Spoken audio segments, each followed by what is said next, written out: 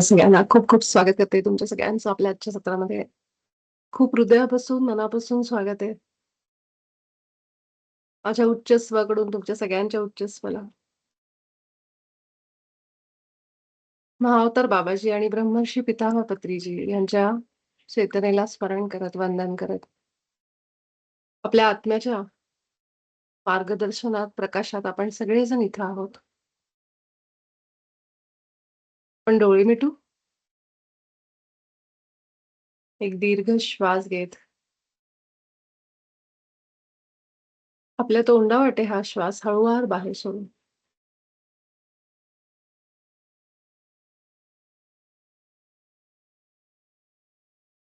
बंद डोळ्यांनी आपल्या मस्तकापाशी, आपल्या टाळू भागावर जाऊ,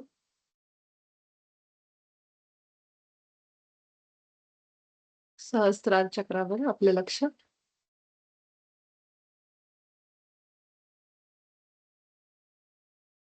आपल्या केसांच्याही वर,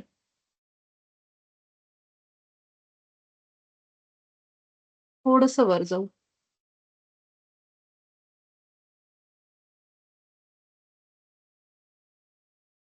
आपल्या सहस्राराच्याही वर थोडंसं लक्ष घेऊन जाऊ.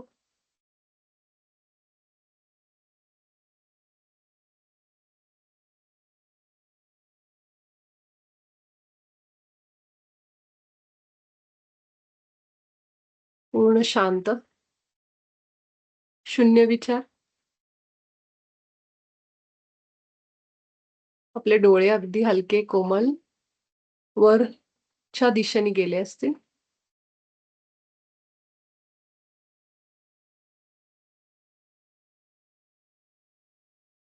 फार ताण देऊ नका डोळ्यांना. अगदी सहजतेने वर.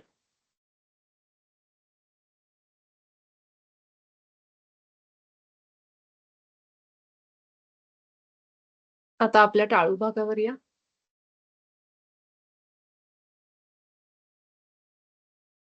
आपल्या उजव्या हाताने आपल्या टाळू भागाला स्पर्श करा वरून. हलकसं दाबा तिथं. धरून ठेवा हात.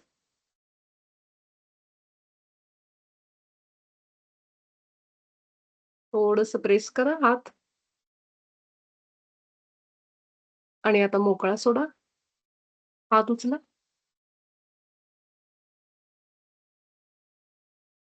आपल्या टाळू भागाला थोडंसं टॅपिंग. टक-टक आवाज येतोय असा.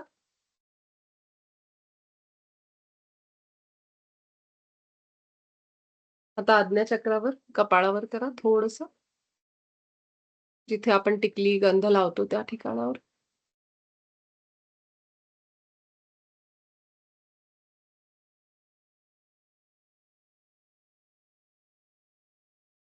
बरोबर कपाळाच्या मागच्या बाजूला.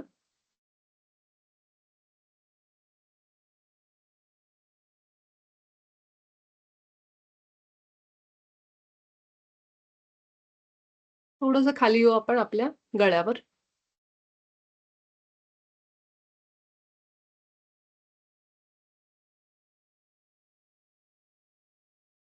आपले जे कॉलर बोन असतात, गळ्याच्या थोडं खाली आणि जात-जात आपल्या छातीच्या डाव्या बाजूला, उजव्या बाजूला आणि मधोमध.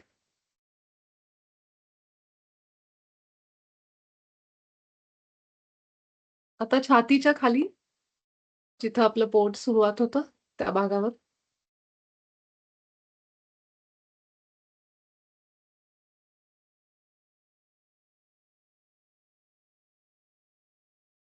थोडंसं टॅपिंग करू.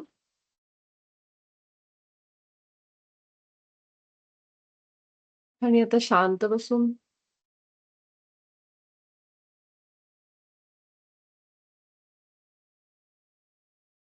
आपल्या नाकाच्या भागावर थोडंसं टॅपिंग करा.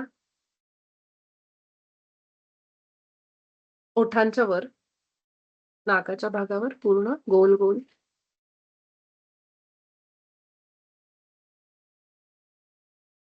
आपण जिथं-जिथं हात लावतोय, टॅप-टॅप करतोय, तिथल्या प्रत्येक पेशीकडे लक्ष द्या. आपला स्पर्श हाताचा आपल्या ज्या पण भागाला होतोय, तिथं पूर्ण लक्ष घेऊन जा.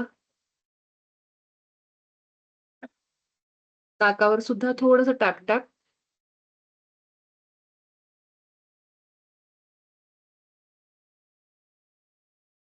आणि आता हात खाली. एक दीर्घ श्वास.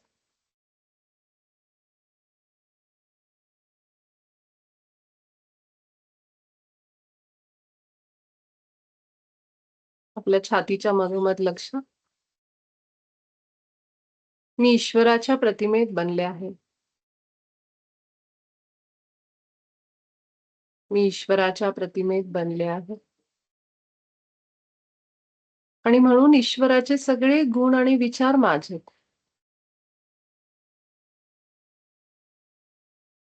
माझा ईश्वर इतका सुंदर आहे, तेजस्वी, प्रकाश आहे. आनंद आहे, करुणा आहे, समाधान आहे, परिपूर्णता आहे, सर्वज्ञ बुद्धिमत्ता आहे. मी सुद्धा ईश्वराच्या प्रतिमेत बनल्यामुळे मी सुद्धा प्रेम आहे, प्रकाश आहे, आनंद आहे, करुणा आहे, समाधान आहे, परिपूर्णता आहे, सर्वज्ञ बुद्धिमत्ता आहे. मी अनंत आहे. मी अमर्याद आहे. मी तोच प्रकाश आहे, ज्या प्रकाशात ईश्वर आहे. आणि हा प्रकाश सुद्धा प्रेम आहे.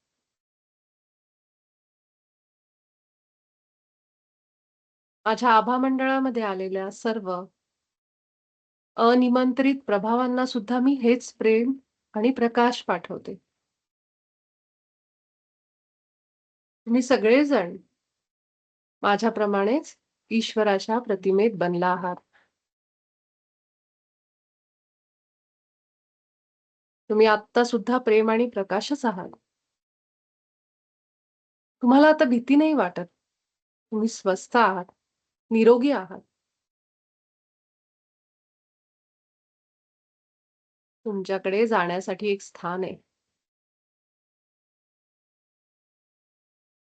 त्या स्थानी तुम्ही शांतपणे निघून जा. आपल्या हृदयातून या सगळ्या अनिमंत्रित प्रभावांना अगदी प्रेमाने सांगा. कारण ते सुद्धा ईश्वराच्या प्रतिमेत आहेत. ते सुद्धा प्रेमच आहेत. ते सुद्धा आपल्या इतके दिव्य आहेत. केवळ भ्रमित झालेले, गोंधळलेले. म्हणून अगदी हृदयातून त्यांना प्रेम आणि प्रकाश पाठवा. हे उच्चस्व ह्या सर्व अनिमंत्रित प्रभावांना जे माझ्या ऑरामध्ये, आभामध्ये आलेत, त्यांना त्यांच्या आदर्शस्थानी घेऊन जा.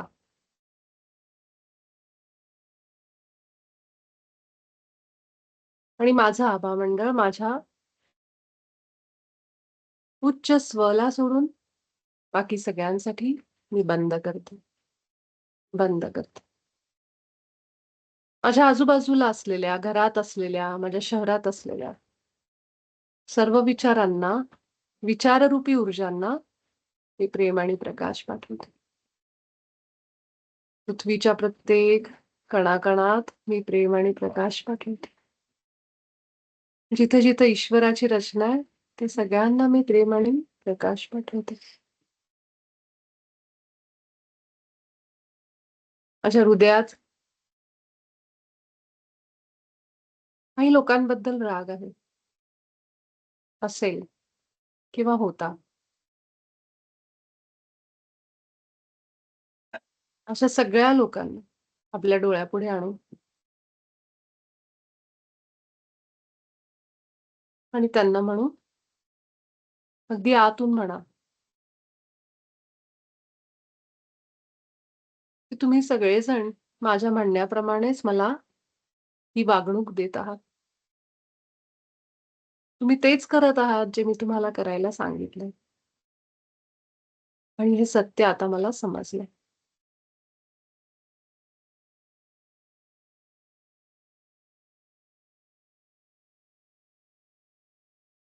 त्यामुळे मी तुम्हाला सगळ्यांना क्षमा करते.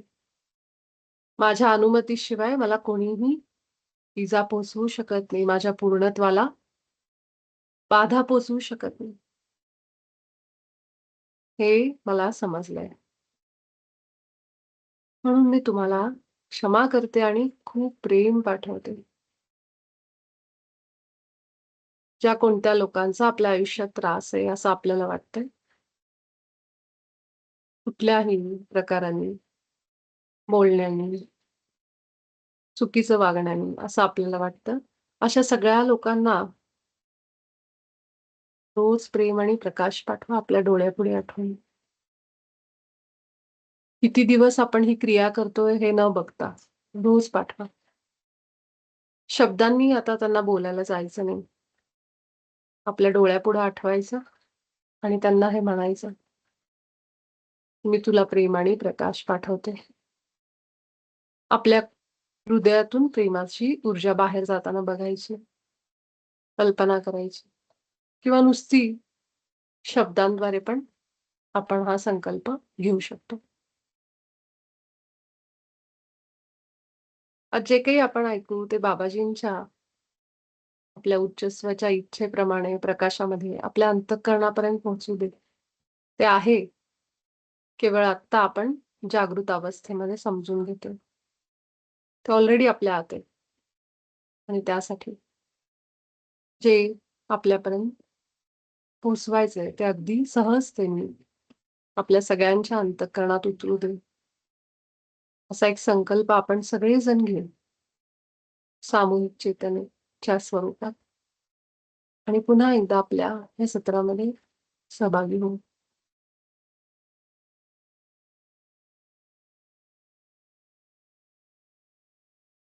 बरं.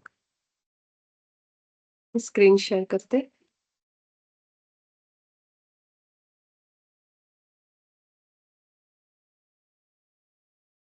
तर हा धडा इतका मोठा आहे ना खरं सांगायचं तर. म्हणजे अर्थाच्या दृष्टीने. त्यामुळं आजचा दिवस मला पुरणार नाहीये. म्हणून मी उद्याचा एक सत्र श्रुतीताईंकडून घेतलेलं आहे.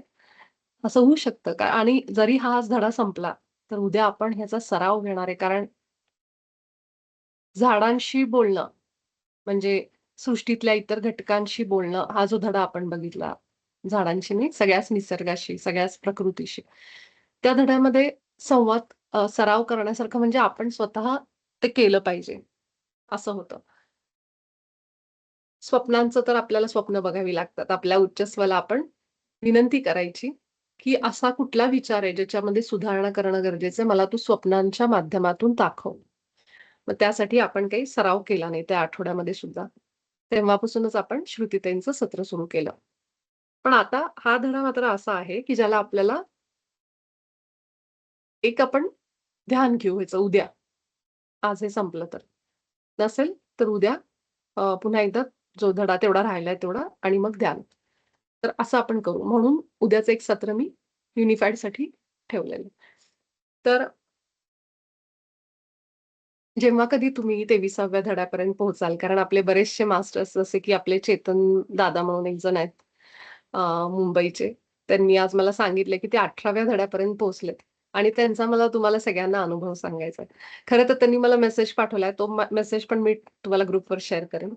पण त्यांनी लिहिलं होतं की "ताई, मला असं वाटलं फार लहान अनुभव आहे." म्हणजे मजेशीर आहे असं त्यांनी लिहिलंय. तर चावी गाडीची जी असते, ती त्यांना सापडत नव्हती. ते शोधाशोध करत होते. त्यांची वाईफ त्यांना म्हणाली त्यांची बायको त्यांना म्हणाली, की "उच्चस्वला विचारा." ते वाक्य वाचल्या-वाचल्या मी हसले. तर ते गेले आणि जाऊन त्यांनी बघितलं ग्रुपवर वगैरे चेक केलं वाटतं. विचारलं तर नव्हतं आणि उच्चस्वकडून त्यांना आतून मेसेज येत होता, की सिक्युरिटीला विचार म्हणून. मग त्यांनी सिक्युरिटीला नाही विचारलं. जाऊन इकडे-तिकडे पाहिलं वाटतं. सोसायटीच्या लोकांना काहीतरी मेसेज बघितला वगैरे काही नव्हतं, मिळाली नाही. पण आतून परत मेसेज येत होता, की सिक्युरिटीला विचार आणि त्यांना अजून एक असा मेसेज आला, की पुढच्या वेळी वस्तू जागच्या जागी ठेवूया आणि काळजी घेऊया असा काहीतरी एक मेसेज आला उच्चस्वाकडून. मग शोधाशोध करून त्यांना मिळाली नाही, पण आतून तर मेसेज येत होता सिक्युरिटीला. म्हणून ते सिक्युरिटीपाशी गेले आणि तिथं त्यांना चावी मिळाली. तर त्यांनी मला हा अनुभव सांगितला. बरं मला हसू यायचं आलं, की वाईफ त्यांची म्हणत होती, की "उच्च स्वला विचारा की." तर मी पण असंच करते. खरंच सांगते. म्हणजे की असं झालंय आता आळशीपणा आलाय अंगात. काही असेल की उच्च स्वर, "मला सांग, मला सांग, मला सांग." आणि सगळ्या गोष्टींची मदत मिळते. काही गोष्टींची उशिरा दिली जाते थोडी, कारण आपल्याला एक धडा त्याच्यातनं एक लेसन असतो म्हणून. पण लगेच इन्स्टंट कनेक्शन आहे. खरंच सांगते. मला म्हणून ते असं झालं होतं, की अ, कुठल्याही कामाचं असेल, मला हे पाहिजे. उच्च स्वर हे मला मदत कर. इमिडिएटली लगेच तुम्हालाही हे अनुभव येतील. तुम्ही फक्त मदत मागा, बोला. उच्च स्वर तुमचा बाबाजींचं वाक्य आहे लक्षात ठेवा. हे मी माझे मनचे नाही सांगत आहे गोष्टी. बाबाजींचं वाक्य आहे, की उच्च स्व म्हणजे तुमचा आत्मा हा तुमच्या सेवेसाठी सदैव तुम्हाला ईश्वरी आयुष्यात नेण्यासाठी, ते जीवन देण्यासाठी सदैव तत्पर आहे. प्रत्येक क्षणाला आपलाच आत्मा येतो. मग असं पण वाटतं, एक मास्टर मला म्हणत होता, "नाही हो ताई, एवढ्या-तेवढ्या कारणासाठी आपल्या उच्च स्वला का त्रास द्यायचा?" तर हे मला पण वाटलं होतं एकदा मी जेव्हा नवीन-नवीन हे करत होतो तेव्हा. म्हणजे आपण इतके निरागस असतो आपण. आपण इतके चांगले असतो, की आपल्याला असं वाटतं, अरे कशाला सारखं-सारखं त्याला बोलवा छोट्या-छोट्या गोष्टींसाठी. पण तसं नाहीये. जिथं आपण थांबतो, तिथं त्याची सुरुवात होते. तो म्हणतो, "ठीक आहे, तुला प्रयत्न करायचेत ना, कर." कारण त्याला माहिती आहे आपण सगळे अनुभव घेतोय. मग आपण जेवढे प्रयत्न करतो, धडपड करतो, मग शेवटी थांबतो आपण. जाऊ दे बाबा, होत नाहीये, थकलो आता आपण. मग त्यावेळेस हे देवा म्हणून आपण हात जोडतो. तर जिथं आपले प्रयत्न संपतात, तिथून त्याची सुरुवात होते. मग असं करून आपण शेवटी देवाला शरण जातो. आता हे एक उदाहरण झालं, चावी सापडत नाहीये गाडीची म्हणून. पण अशा अनेक गोष्टी आहेत आपल्या आयुष्यातल्या, की जिथं आपण खूप धडपड करतो, प्रयत्न करतो. म्हणजे तो एक असतो गोष्ट, की अरे का त्याला विचारायचं कशाला उगाचच छोट्या-छोट्या गोष्टींसाठी स्वामींना हाक मारा, गजानन महाराजांना हाक मारा. एवढ्या-तेवढ्या गोष्टीसाठी नवस बोला, हे करा. ते आपल्याला नको वाटतं असं आपण म्हणून बऱ्याचशा गोष्टी आपण नाही मी बघते आधी नाही मिळालं तर मग शेवटी देव आहेच असं म्हणून आपण आधी करायचं असं आहे ना. तर ह्याच्यामध्ये काय असतं, की ह्याच्यामध्ये असतो तो अहंकार. अहंकार म्हणजे असा अहंकार नाही आपण म्हणतो नेहमी तसा, की किती गर्व आहे हे तसं नाही. याच्यामध्ये आपण त्याला वेगळं समजतो आपल्यापासून. म्हणून असं वाटतं, अरे त्यांना कशाला त्रास द्या. स्वामींना कुठे गाडीची चावी हरवली म्हणून कुठे त्रास देत बसा. असं आपल्या मनात विचार येऊ शकतो आहे ना. जेव्हा आपण सद्गुरूंबद्दल आपण बोलतो तेव्हा. तसंच अगदी उच्च स्वचं जेव्हा युनिफाईड करत होते, मी सुद्धा आमच्या वेळेस सुद्धा असे बरेचसे डिस्कशन्स व्हायचे आणि नंतर पण आपल्याच ग्रुपमधला एक मास्टर मला, "नाही ताई एवढ्या-तेवढ्या गोष्टीसाठी कुठं उच्च स्व उच्च स्वला सांगत बसा." म्हटलं, "अहो असं नाहीये. उच्च स्व तुमचा आत्मा आहे. ते तुमच्या आतच आहे. तुम्हीच आहात ते. फक्त त्याला नाव उच्च आणि खालचा लोअर, नीच पण म्हणणं चांगलं नाहीये." तर असं आहे की आपण आणि आपलं उच्चस्व हे का नाव दिलेलं आहे? जेणेकरून आपल्याला फरक कळावा, की आपण ह्या शरीरामध्ये आहोत, म्हणून स्वतःला कमी समजतोय आणि आपण द्वैतामध्ये आहोत म्हणून. हे आधीच क्लिअर केलेलं आहे बाबाजींनी पहिल्याच 2 धड्यांमध्ये आणि उच्च म्हणजे हायर सेल्फ हे असं का म्हणले? साधा आत्मा का नाही म्हणलं? त्याचं पण कारण आहे ना. कारण बऱ्याचशा वेस्टर्न आता हे ज्यांनी पुस्तक लिहिलंय रॉजर सरांनी, ते अमेरिकन आहेत. तर त्यांच्या ह्याच्यामध्ये बऱ्याच ठिकाणी सोल, आत्मा हा असा कन्सेप्टच नाहीये, जो आपल्यामध्ये आहे. त्याचं कारण हे पण आहे, एक जे मला समजलं ह्याच्या व्यतिरिक्त अनेक कारणं असतील मला माहीत नाही. पण हे मला जेवढं माहिती आहे तेवढं, की म्हणून त्याचं नाव असं उच्च आणि लोअर असं दिलेलं आहे. आता आपल्या वेदांमध्ये, सनातनमध्ये ह्याचा उल्लेख आत्मन, आत्मा असा आहे खरं तर. तर तुम्ही त्याला आत्मा म्हणून आत्माच आहे. फक्त ह्या पुस्तकाच्या मध्ये संदर्भ नाव. आता नावं वेगळी असू शकतात ना. अनेक ग्रंथांमध्ये एकाच गोष्टीचं नाव किती पद्धतीने दिले आपल्यासुद्धा. तसंच आहे. पण आहे आपलाच आत्मा. आपलाच उच्चस्व. त्यामुळे त्याला असा त्रास कशाला द्यायचा असं म्हणू नका. जिथं तुम्हाला असं वाटतं, की मला मदतीची गरज आहे.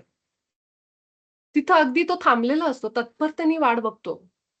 कारण त्याचं ध्येय काय लक्षात ठेवा. मी माझं ध्येय बघतीये. मी माझ्या साइडनीच बघतीये दृष्टीतून, की अरे त्याला कशाला त्रास द्या उच्चस्वला. पण त्याचं ध्येय काय आहे? त्याला पण एक गोल दिलाय ना परमेश्वराने, "हे घे, तुझं टार्गेट हे, की तू ह्या आत्म्याला पूर्ण मदत द्यायची." हे समजा त्याला टार्गेट दिलंय. आपण त्याच्या टार्गेटमध्ये का टांग अडवतोय असं वाटतं होणार मग ते. म्हणजे आपण कशाला अडथळा आणायचा त्याच्यात, आहे ना? म्हणजे त्याचं काय ध्येय आहे, की आपण एक परिपूर्ण ईश्वराच्या प्रतिमेतलं आयुष्य जगावं, असं त्याला वाटतं. असं त्याचा तो दिलेलं काम आहे त्याला. त्यामुळे असं कुठेही नाहीये. हा आपला चांगुलपणा आहे. आपण इतके चांगले आहोत, की आपण आपल्या आत्म्यालाही, आपल्या उच्चस्वलाही कशाला त्रास द्यायचा असा विचार करतो. इतके आपण आपले मास्टर्स जे मला असंही म्हणतात, त्यावेळेस मला खरंच मी त्यांना म्हणलं सुद्धा, की किती बाबाजींचं वाक्य आठवतं, की तुम्ही एक अशी भोळी निरागसता आहात, की जे तुम्हाला आयुष्य दिलंय ते तुम्ही जगताय. या मायेत येऊन, या भ्रमात येऊन. म्हणजे अनुभव घेताय असं अर्थ झाला. पण खरं तर आपण निरागस आहोत. कारण आपण ईश्वर आहोत. साक्षात प्युरिटी आपल्या आतमध्ये, सगळ्यांच्या आतमध्ये प्युरिटी, पवित्रता आहे आपल्या आतमध्ये. जरी एखादा माणूस चोऱ्या-माऱ्या करत असेल, दरोडे टाकत असेल, काही करत असेल, पण तो प्युअर आहे. हे नाही समजणार आपल्याला ह्या लिमिटेड माइंडनी नाही समजणार मी काय बोलतेय ते. आपल्याला ते विरोधाभासी वाटेल. असं कसं माणूस दरोडे टाकतोय, खून करतोय, हे करतोय, पण तो प्युअर कसा? हेच तर आहे. हेच तर सांगितलं बाबाजींनी, की तुम्ही ते मूलभूत सत्य कधीच बदलू शकत नाही. तुम्ही कितीही वाईट असा, या दुनियेमध्ये, या देहामध्ये राहून तुम्ही कसेही वाईट वागत असा, काही करत असा. पण मूलभूत सत्य, मूळ सत्य काय आहे, की तुम्ही प्रेम आहात, तुम्ही प्रकाश आहात, तुम्ही ईश्वर आहात. तुम्ही काय कर्म करताय ह्याच्यापेक्षा तुमचं स्वरूप काय आहे, तर दिव्य आहे, ईश्वरी आहे. म्हणून हे सगळं आपल्याला थोडं समजायला अवघड जाते. कारण खरंच अवघड आहे. कारण ह्या देहात राहून, ह्याच मनातून मर्यादित बुद्धीनी मागच्या धड्यात बघितले आपण मर्यादित बुद्धी कशी असती? मर्यादित बुद्धी आपल्याला सांगते, "तू तू काही फार भारी नाहीये. तू काही ईश्वर-विश्वर नाहीये. तुझे अनुभव असे आहेत. तुझा बिझनेस 10 वेळा पडलाय. तुझं हे झालंय. तू घरात बसती. तुझं हे, तुला कोणी विचारत नाही, किंमत देत नाही." हे सगळं सांगणारी आपली मर्यादित बुद्धी. कारण बुद्धी आपल्याला सगळ्या आठवणी, मेमरीज ज्या आहेत, जो डेटा तिच्याकडे आहे त्याच्यानुसार सांगते. म्हणून आपल्याला मागच्या ह्याच्यामध्ये हृदयाला बुद्धीशी जोडायला सांगितलं गेलं होतं. तर अगदी त्याप्रमाणे आपण जेव्हा विचार करतो ना, युनिफाईडच्या मध्ये जेव्हा आपण येतो, आपण आत्मज्ञानावर जेव्हा येतो, तेव्हा कधीच स्वतःला कमी समजत नाहीत. आणि कधीच असं समजत नाही, की मी उच्च कशाला बोलू? कशाला त्रास देऊ बाबाजींना? कशाला त्रास देऊ पत्रीजींना? असं कधीच म्हणत नाहीत आपण.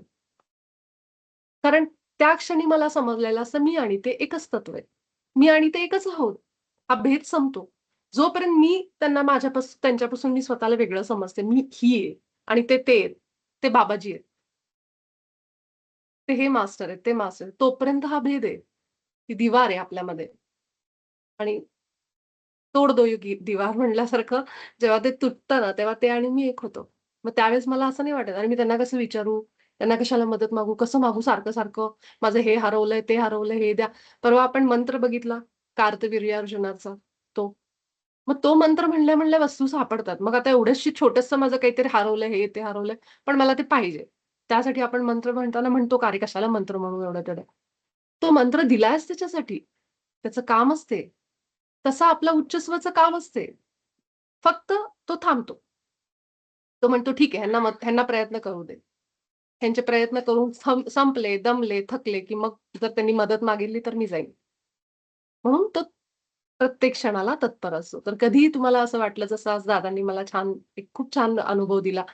तसं तुम्हाला कधीही वाटलं, तर तुम्ही न अ, म्हणजे थांबता आणि समजून घ्या आधी, की काय आहे, आपण कुणाला मदत मागतोय? का करायचं हे? ह्याच्या मागे जेव्हा आपण उत्तरं शोधतो ना, डीपमध्ये जायला लागतो ना, तेव्हा आपल्याला हे सगळे भेद संपतात. कुणीच वेगळं नाहीये, आपणच आहोत, मीच आहे सगळं. चराचरात एकच तत्व आहे. ही जेव्हा भावना यायला लागते, तेव्हा कुठला भेद आणि कुठला उच्चस्वर आणि कुठला खालचं हे काहीच वाटत नाही आपल्याला. सगळे एकच आहेत. तसं अगदी हृदयात जाऊन हक्कानी, प्रेमाने आपल्या बाबाजींशी बोला. ज्या मास्टर्सवर तुम्हाला श्रद्धा आहे, विश्वास आहे, तर असं वाटतं, की ते मला करतात, ते असतात माझ्यासोबत. तुम्हाला फील होत असेल, तेव्हाही तसंच बोला. कारण हा धडा जो आहे मुळातच त्यासाठी आहे आपल्याला सांगितलेला. तर आता चेतनदादांची त्यांनी सांगितलं, की माझी वाईफ पण आता युनिफाईड चालू करेल. मला खूप आनंद ह्याचा वाटतोय, की ते लाईव्ह सत्रामध्ये नसून सुद्धा 18व्या धड्यापर्यंत आलेले आहेत आणि अशा बाकी पण मास्टर्स आहेत. अनेक जण आहेत, जे स्वतःहून अभ्यास करतायत. बघा ते त्यांना असं वाटत असेल आम्ही मागे पडलो. नाही. उलट तुमचं कौतुक जास्त आहे. म्हणजे तुम्ही स्वतःला अभिमान वाटला पाहिजे स्वतःबद्दल. अभिमान वाटला पाहिजे स्वतःबद्दल. का नाही?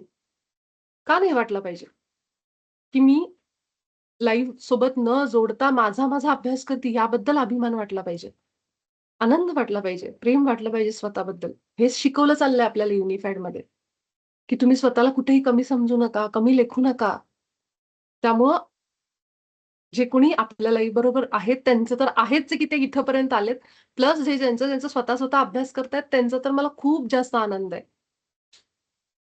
नाहीतर एखादा सोडून गेला असं, जाऊ दे आपल्याला काही जमत नाही एवढं कोण डिटेलमध्ये करत बसा. डोळे मिटा, परत उच्च स्वला हे म्हणा, ते म्हणा. पण टिकले सगळे, थांबले इथपर्यंत. म्हणजे काय त्यांचा ग्रेटनेस आहे. किती महानता आहे ती. खरंच तुमची सुद्धा जे लाईफमध्ये असतात आणि जे नंतर येतात त्यांची सुद्धा. की कुणीही न प्रेरणा देता स्वयंप्रेरणेने ते टिकलेले आहेत. हां, आणि ह्या धड्यामध्ये तुमच्या सगळ्यांसमोर एक सिक्रेट पण येणार आहे. त्यात पण तुम्हाला कळेल की तुम्ही इथपर्यंत का टिकलाय. तुमचा आत्मा तर आहेच आहे. प्लस अजून कोण तुमच्या मदतीला आहे हे पण तुम्हाला कळेल या धड्यामध्ये. ठीक आहे. तर जास्त वेळ न घालवता दादांच्या अनुभवानी सुरुवात केली. पुढे जाऊ आपण. काल आपण खूप महत्त्वाच्या गोष्टी थोडक्यात सांगते तुम्हाला. काल आपण जिथपर्यंत पोहोचलो, तिथपर्यंत आपण एकच गोष्ट बघितली. ती म्हणजे आपण प्रकाश रूप आहोत. चमचमणारे म्हणतो ना, ट्विंकल ट्विंकल लिटल स्टार. ते जे तारे आहेत ना चमचमणारे, तर प्रत्येकामध्ये प्रकाश आहे एवढं लक्षात घ्या. काही गोष्टी आपल्याला दिसत नाहीत कारण त्यांचा प्रकाश आपल्यापर्यंत येत नाहीत. पण त्या नाहीयेत असं नाहीये. अंधाऱ्या खोलीमध्ये गेलो, एखादी वस्तू असेल, ती आपल्याला दिसली नाही. कारण तिथं लाईट नाहीये, प्रकाश नाही तिच्यातून आपल्या डोळ्यांपर्यंत येणारा. पण ती आहे तिथं. म्हणून असं सांगितलं गेलंय कालच्या ह्याचा जर मी सार सांगितला, की प्रत्येक गोष्टीमध्ये प्रकाश आहे. आणि आपण या देहात येऊन काय करतोय? आपण देहात येतोय. आपण ईश्वर आहोत साक्षात. ईश्वर प्रतिमा आहोत. आपण या देहात येतोय आणि काळाच्या हे शरीर, ह्या शरीराच्या माध्यमातून काळ आणि अवकाशाच्या म्हणजे टाईम अँड स्पेसच्या चौकटीमध्ये आपण बांधले गेलो ना. सकाळी 10 वाजले उठा, नाश्ता करा, जेवण करा, 1 वाजला रात्री झोपा. हे सगळं आपल्याला ठरवून दिलेलं टाईम टेबल आहे. त्याच्याप्रमाणे आपण करतो. झोपतो, उठतो सकाळी, सकाळ झाली की. ह्याच्यामध्ये आपण अडकलोय. मला कधी जायचंय तिकडं, मला ह्या-ह्या तारखेला जायचंय. उठा-उठा पटकन हे झालं. म्हणजे सगळं आपलं टाईमनुसार चाललेलं आहे. म्हणजे आपण टाईममध्ये अडकलोय. प्लस अडकलोय म्हणण्यापेक्षा अनुभव घेतोय. आणि अवकाश म्हणजे स्पेस म्हणजे सगळ्या गोष्टी, जागा. कुठे जायचंय तुम्हाला? ह्या गावाला जायचंय, हे करायचंय, मी इथं राहते, मी मुंबईत राहते, मी पुण्यात राहते. हे सगळं आपण स्पेसनुसार म्हणजे त्या जागेनुसार म्हणजे आपण ह्या दोन्ही गोष्टींच्या आयामांमध्ये जगतो. जिथं हे 2 गोष्टी चालतात. म्हणून हे आपण कसं करू शकतो? ह्या शरीरात आल्यावरच आपण हे अनुभव करू शकतो. हे आपण काल बघितलं. म्हणून हे सगळे मोठे-मोठे अवतार इथं पृथ्वीवर आल्याशिवाय अगदी म्हणजे महादेवांना सुद्धा अनेक अवतार, म्हणजे विष्णूंना सुद्धा अनेक अवतार, प्रत्येकाने अवतार घेतलेले आहेत. ते ह्याच्यासाठीच, की इथे यायचं, या शरीरामध्ये अनुभव घ्यायचे, शिकायचं. ह्या पद्धतीने आपण अनेकदा ऐकलं असेल. तर तसंच आपल्याला काल पण सांगितलं गेलं, की आपल्याला जरी वाटत असेल ना, हे भौतिक शरीररूपी स्वरूपात तुम्ही प्रकाश असल्याचं दिसत नाही. मी जर आत्ता कुणाला बघितलं, तर मला तर हाडामासाचं शरीर दिसतं. त्वचा आहे, काळा-गोरा रंग आहे. हे सगळं आपल्याला दिसतं. नाक, डोळे हे सगळं दिसतं. प्रकाश नाही दिसत. पण हेच सत्य आहे, की आपलं भौतिक शरीर प्रकाश स्वरूपच आहे. हे आपल्याला काल शिकलोय आपण. धड्याची सुरुवात ह्याच्याने झाली. हे आपण लक्षात ठेवायचं बरं का. तुम्ही कोण आहात म्हणले, की मी प्रेम तर आहेच आहे. प्रेम तत्व आहे, पण मी प्रकाश आहे. आता आपल्या 2 ओळखी आहेत. म्हणजे आपण प्रेमप्रकाश पाठवतोय, कारण आपल्याकडे ते आहे. करेक्ट आहे? माझ्याकडं मला अन्नदान करायचं, माझ्याकडे अन्न पाहिजे. माझ्याकडे पैशाने दान करायचं, माझ्याकडे पैसा पाहिजे. प्रेमप्रकाश द्यायचा आहे, तर माझ्याकडे पाहिजे आधी. तेच आपण युनिफाईडमध्ये करतोय, की माझ्याकडे आहे म्हणून मी पाठवते. तसंच आहे, की शरीराचं रूप आपल्याला हाडामासाचं दिसतं, पण आपण प्रकाश आहोत. हे विसरायचं नाही, की आपण तोच प्रकाश आहोत. तुम्ही प्रकाश आहात, तो प्रकाश जो ईश्वर आहे, तो प्रकाश सर्व काही आहे आणि तो प्रकाश प्रेम सुद्धा आहे. प्रेमाने सगळं बनलंय. प्रेमाने प्रकाश सुद्धा बनलाय. जो प्रकाश आत्ता जो येतोय डोळ्यामध्ये, तो प्रकाश प्रेमानेच बनलेला आहे. सगळं काही प्रेमाने बनलंय ना. मग प्रकाश कशाला अपवाद? तो पण त्याच्यानेच बनलेला आहे. प्रेमाच्या तत्वानेच बनलेला आहे. मग आपण काल इथं बघितलं सगळं. अजून एक वाक्य मी थोडंसं ट्रान्सलेशनमध्ये बदललेलं आहे ते सांगते. भौतिकशास्त्राच्या दृष्टीने प्रकाश हे एक अत्यंत एकरूप करणारे क्षेत्र आहे.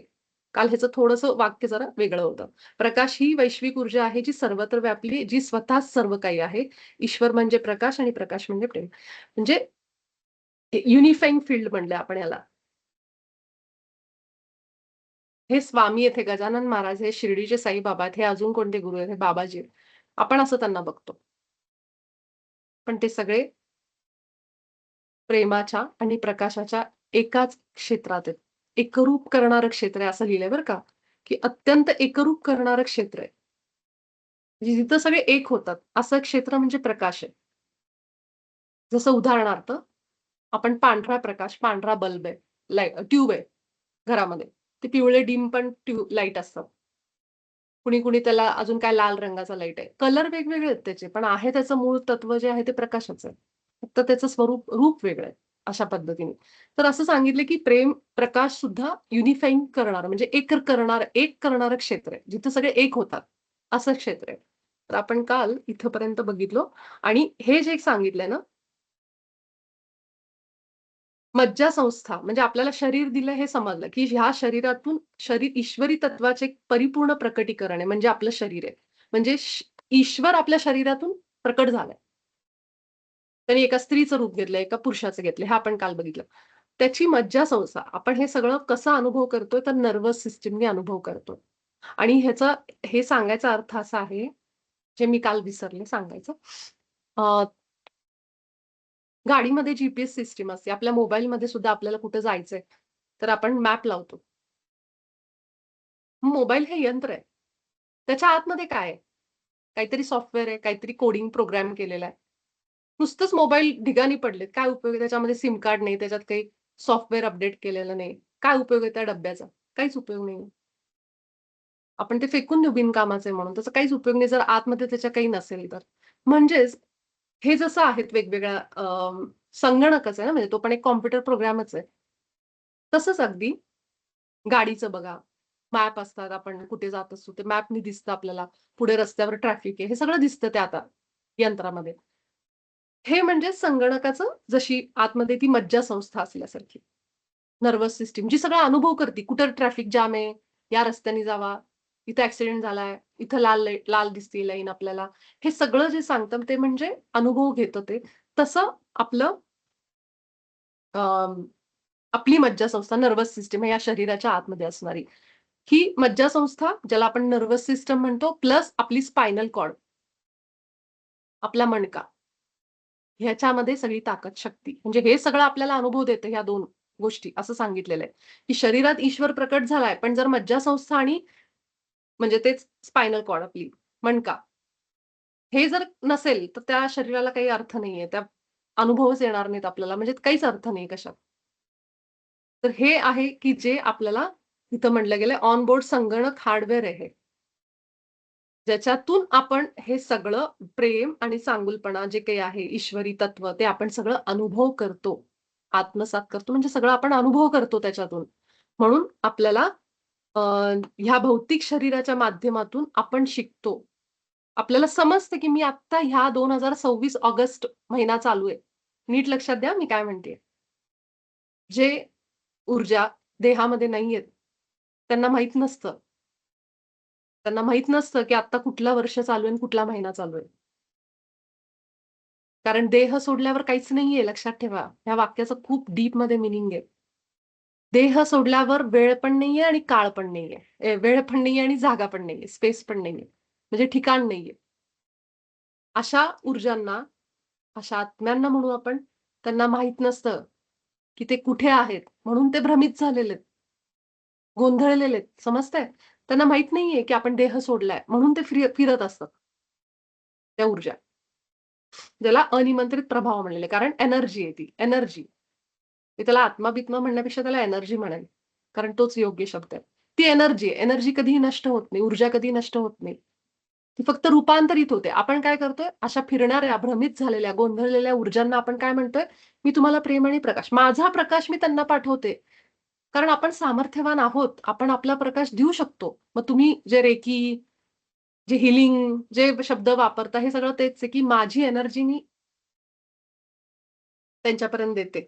पार्टिकल्सच्या रूपाने, अणुरेणूंच्या रूपाने जे काही असेल ते आपले ऋषीमुनी, संत सगळ्यांनी हे वापरलंय, सगळ्यांनी वापरलंय. आपण त्या दिवशी अ, श्रुतीदेवींचं बघितलं ना सत्र? जेव्हा ज्ञानेश्वर महाराज रेड्याच्या तोंडून हे करतात, म्हणून घेतात. ते शक्तिपात म्हणा त्याला किंवा काय जे काय आहे ते एनर्जी ट्रान्सफरच आहे. तसंच आहे अगदी, की प्रकाश सुद्धा तोच. मग हे जे शरीर सोडलेल्या एनर्जीचं त्यांना टाईम पण कळत नाही, कुठलं साल चालू आहे माहित नाही त्यांना. कुठे आहोत माहित नाही त्यांना. जेव्हा देहात येतो, शरीरात येतो, तेव्हा हे वाक्य आहे. हे शरीर तुम्हाला काळ आणि अवकाशाच्या चौकटीत बांधून ठेवतं. देहात आल्यावरच कळतं, मी मुंबईत आहे, मी पुण्यात आहे, मी या गावात आहे, मी कोल्हापूरला आहे, साताऱ्याला. हे तेव्हा कळतं आणि कुठली तारीख चालू आहे, 2026 वर्ष चालू आहे. म्हणजेच काय, या भौतिक मुळेच तुम्ही आत्ता इथं आहात, इथं बसलेले आहात. ज्या क्षणी भौतिक शरीर आपण सोडतो, त्या क्षणी ह्याच्यातनं आपण मुक्त होतो. टाईम अँड स्पेसमधनं. ना त्याला वेळेचं बंधन आहे, ना त्याला जागेचं बंधन आहे. फ्री, मुक्त झाला तो. तसं आहे. म्हणून आपण ह्याच्यामुळं यावेळी, या ठिकाणी, इथे आणि आत्ता आहोत. हे वाक्य आता लक्षात आलं असेल. आता जर आत्मा हा शब्द वापरला मी, तर आत्म्यांना हे नसतं. भटकत असतात. आपण म्हणतो ना, "अरे आत्मा भटकी हुई आत्मा" असं म्हणतो. ते भटकत असतात ह्याचा अर्थ त्यांना नाहीये. त्यांना माहीतच नसतं ते. किती वाजलेत, सूर्य उगवलाय का, चंद्र आलाय का, पौर्णिमा आहे, ह्याची कसलीही त्यांना पौर्णिमा, अमावस्या कसलंही भान नसतं. त्यांना माहीतच नाही. कारण एकदा देह सोडला की ह्याच्यातनं मुक्त. अशी आपली पृथ्वीवरची आयुष्य व्यवस्था आहे, रचना आहे, सिस्टम आहे. त्याला आपण माया म्हणतो. हे सगळं असंच आहे. ह्याला काही इंग्लिशमध्ये म्हटलं तर मॅट्रिक्स वापरतात. जे काही असेल ते. पण ह्याबद्दल आपल्याला इथं सांगितलं गेलं आणि हे सगळं आपल्याला अनुभव करण्यासाठी आपली नर्व्हस सिस्टम, मज्जासंस्था ही महत्वाची. म्हणून मी याचा संदर्भ तुम्हाला सांगते. प्रस्तावना आठवा युनिफाईडची आणि मी खरंच सांगते, मी वाचलं नव्हतं. मला आत्ता अचानक लक्षात आणून दिलंय, की पहिल्याच ह्याच्यामध्ये बाबाजींनी सांगितले, कुठलेही ड्रग्ज घेऊ नका. मनोरंजक औषधं टाळा. हे करत असताना, युनिफाईड करत असताना. डॉक्टरच्या सल्ल्याशिवाय कुठलीही औषधं घेऊ नका, जी तुम्ही घेत असाल. असं ते का सांगितलेलं आहे? कारण हे सगळं आपल्या मज्जासंस्थेवर सगळं आहे. तुम्ही ती अशी औषधं घेऊ नका. हे ते पहिलं सांगायचं कारण हे, की हा महत्वाचा भाग आहे. हा आहे म्हणून आपल्या सगळ्याला अर्थ आहे. आपण सगळे अनुभव घेऊ शकतो यामुळं. आपण इथं येतो आणि या सगळ्याच्या पलीकडे जाण्यास शिकतो. म्हणजेच काय? आपण काळ आणि अवकाशाच्या पलीकडे जायला शिकतो. याचा अर्थ असा आहे, आपण किती दिव्य आहोत हे ओळखतो. आपण किती ईश्वर आहोत हे ओळखायला लागतो. शिकतो म्हणजे हे करण्यासाठी आपण इथे येतो. म्हणून आपण म्हणतो ना, की सगळ्यात श्रेष्ठ ज्ञान आत्मज्ञान आहे. की आपला उद्देशच हा आहे, की ह्याच्यात यायचं आणि आत्म्याला ओळखायचं, आत्मज्ञान घ्यायचं.